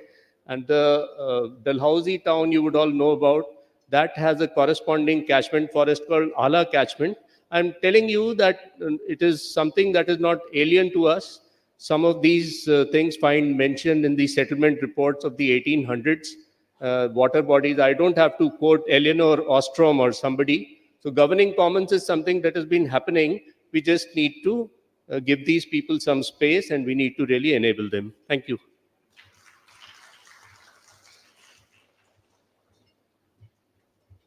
Thank you so much, sir. With this, we have come to that segment of our session where we are opening this house for the discussion. So if you have any questions, you can raise your hand and we'll be passing on mic to you. So you can, yeah, ma'am, please, may we please have the mic? May we please have the mic? Yes, please, over here to Secretary, ma'am. Over here to the Secretary, ma'am. आपको तो ma'am, I cannot say please introduce yourself and then address your question. Thank you for a very interesting session. I just took the mic for a clarification because the Maharashtra presentation talked about the fact that you cannot charge for agriculture now because of the new CGWA guidelines. The principle, and this is a clarification for all states, the CGWA guidelines cannot be relaxed, but states are at liberty to make them more stringent if you have your own groundwater regulation authority. So you cannot relax it, but you can make it more stringent. Thank you, sir. Yeah, may we please have the mic at the back? We have 2 questions over there. Yeah. Yes, sir. Please introduce yourself, sir, and then to whom you would like to address. Myself, Naveen Singhal, Superintendent Engineer, Irrigation Department, Uttarakhand. My question to the Bihar government, Bihar Secretary. Okay. You says that you are developing a modeling station at Bihar. You says that you are developing model study center at Bihar. It is second one after the Pune. But you may know that in Uttarakhand there is a model study center since 1954, and we do the model study of hydroelectric and major structure of all over the India and abroad also.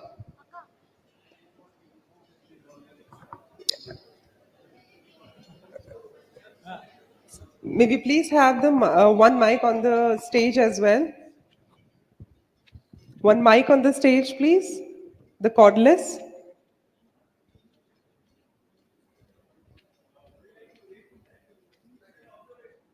It's just an observation, sir. Yeah.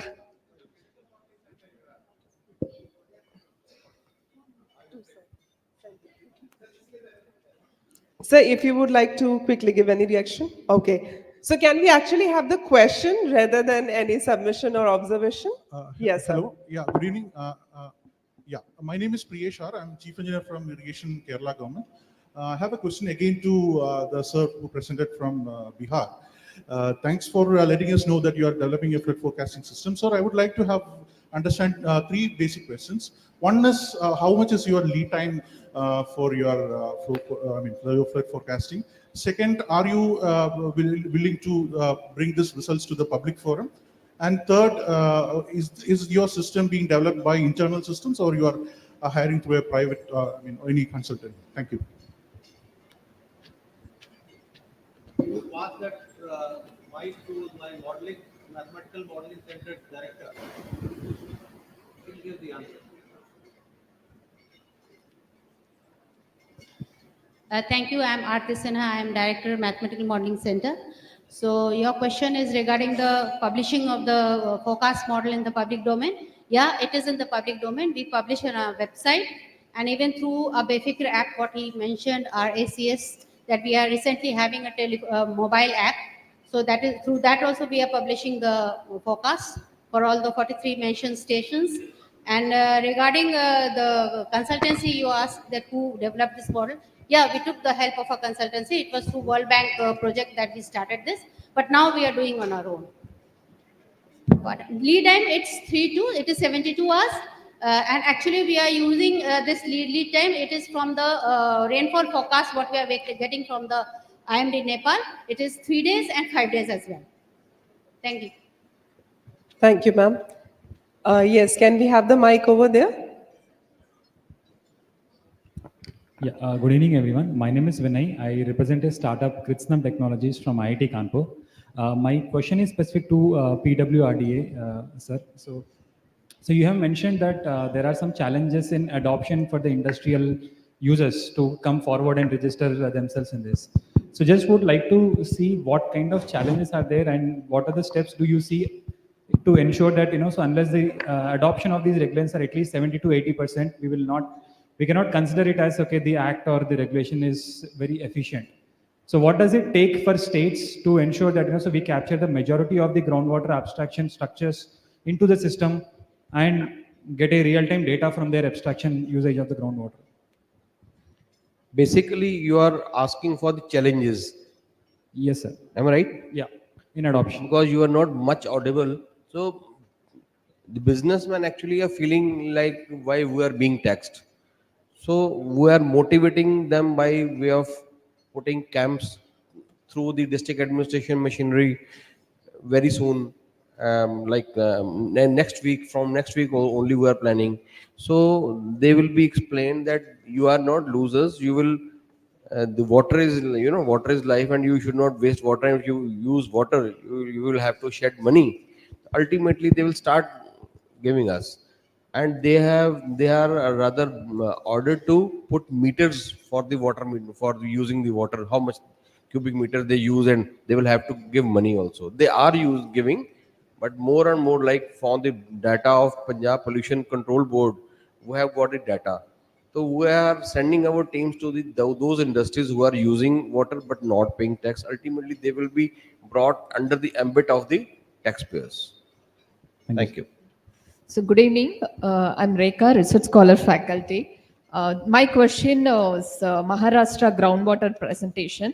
I just want to know technically what are the basic hydrological models which have used for groundwater assessment apart from conventional method, that is piezometric method.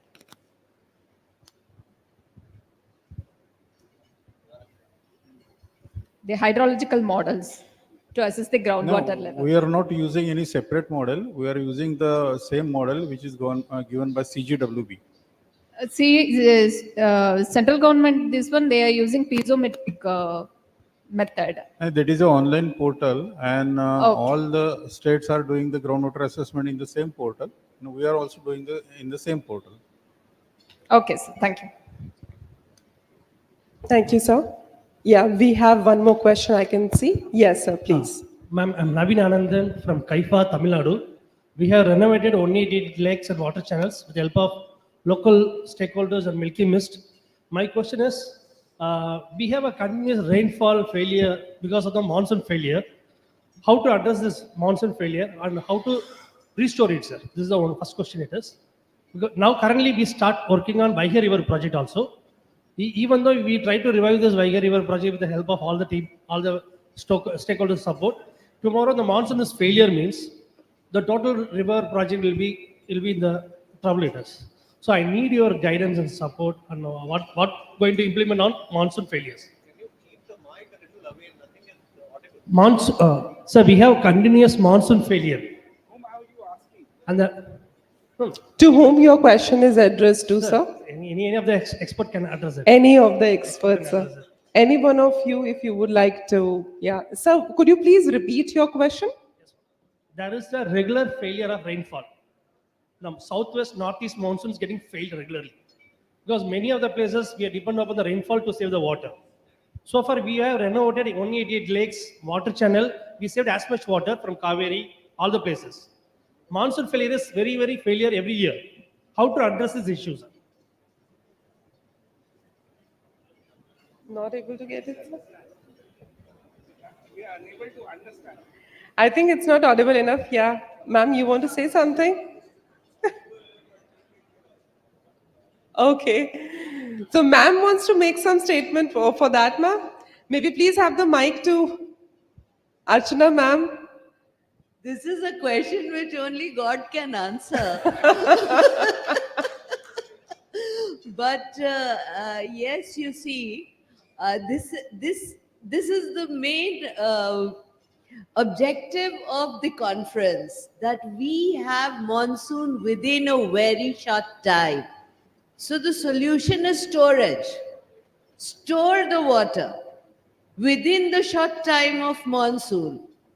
So otherwise we cannot control the monsoons, only God can. So storage is the only solution, and that is why, you know, all the states are working towards water storage. Thank you. Thank you so much, ma'am.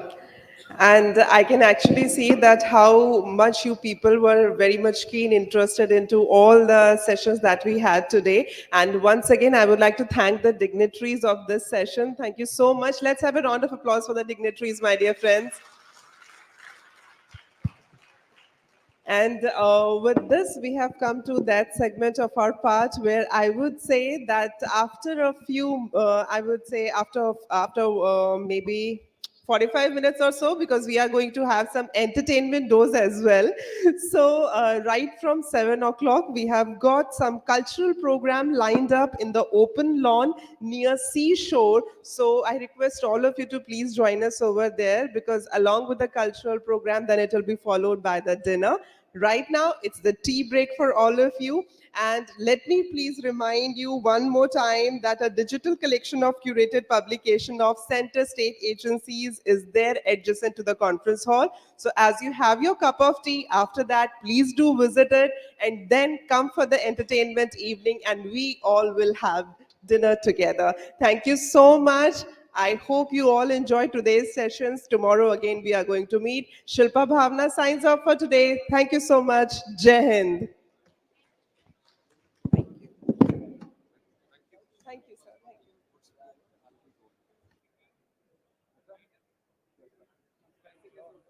Sir आज का हो गया sir कल का sir मुझसे कल का sir अभी तक क्यों अभी तो थोड़ा सर अभी क्या है कि अभी मेरे पास वर्ल्ड बैंक का है वर्ल्ड बैंक का एशियन डेवलपमेंट बैंक का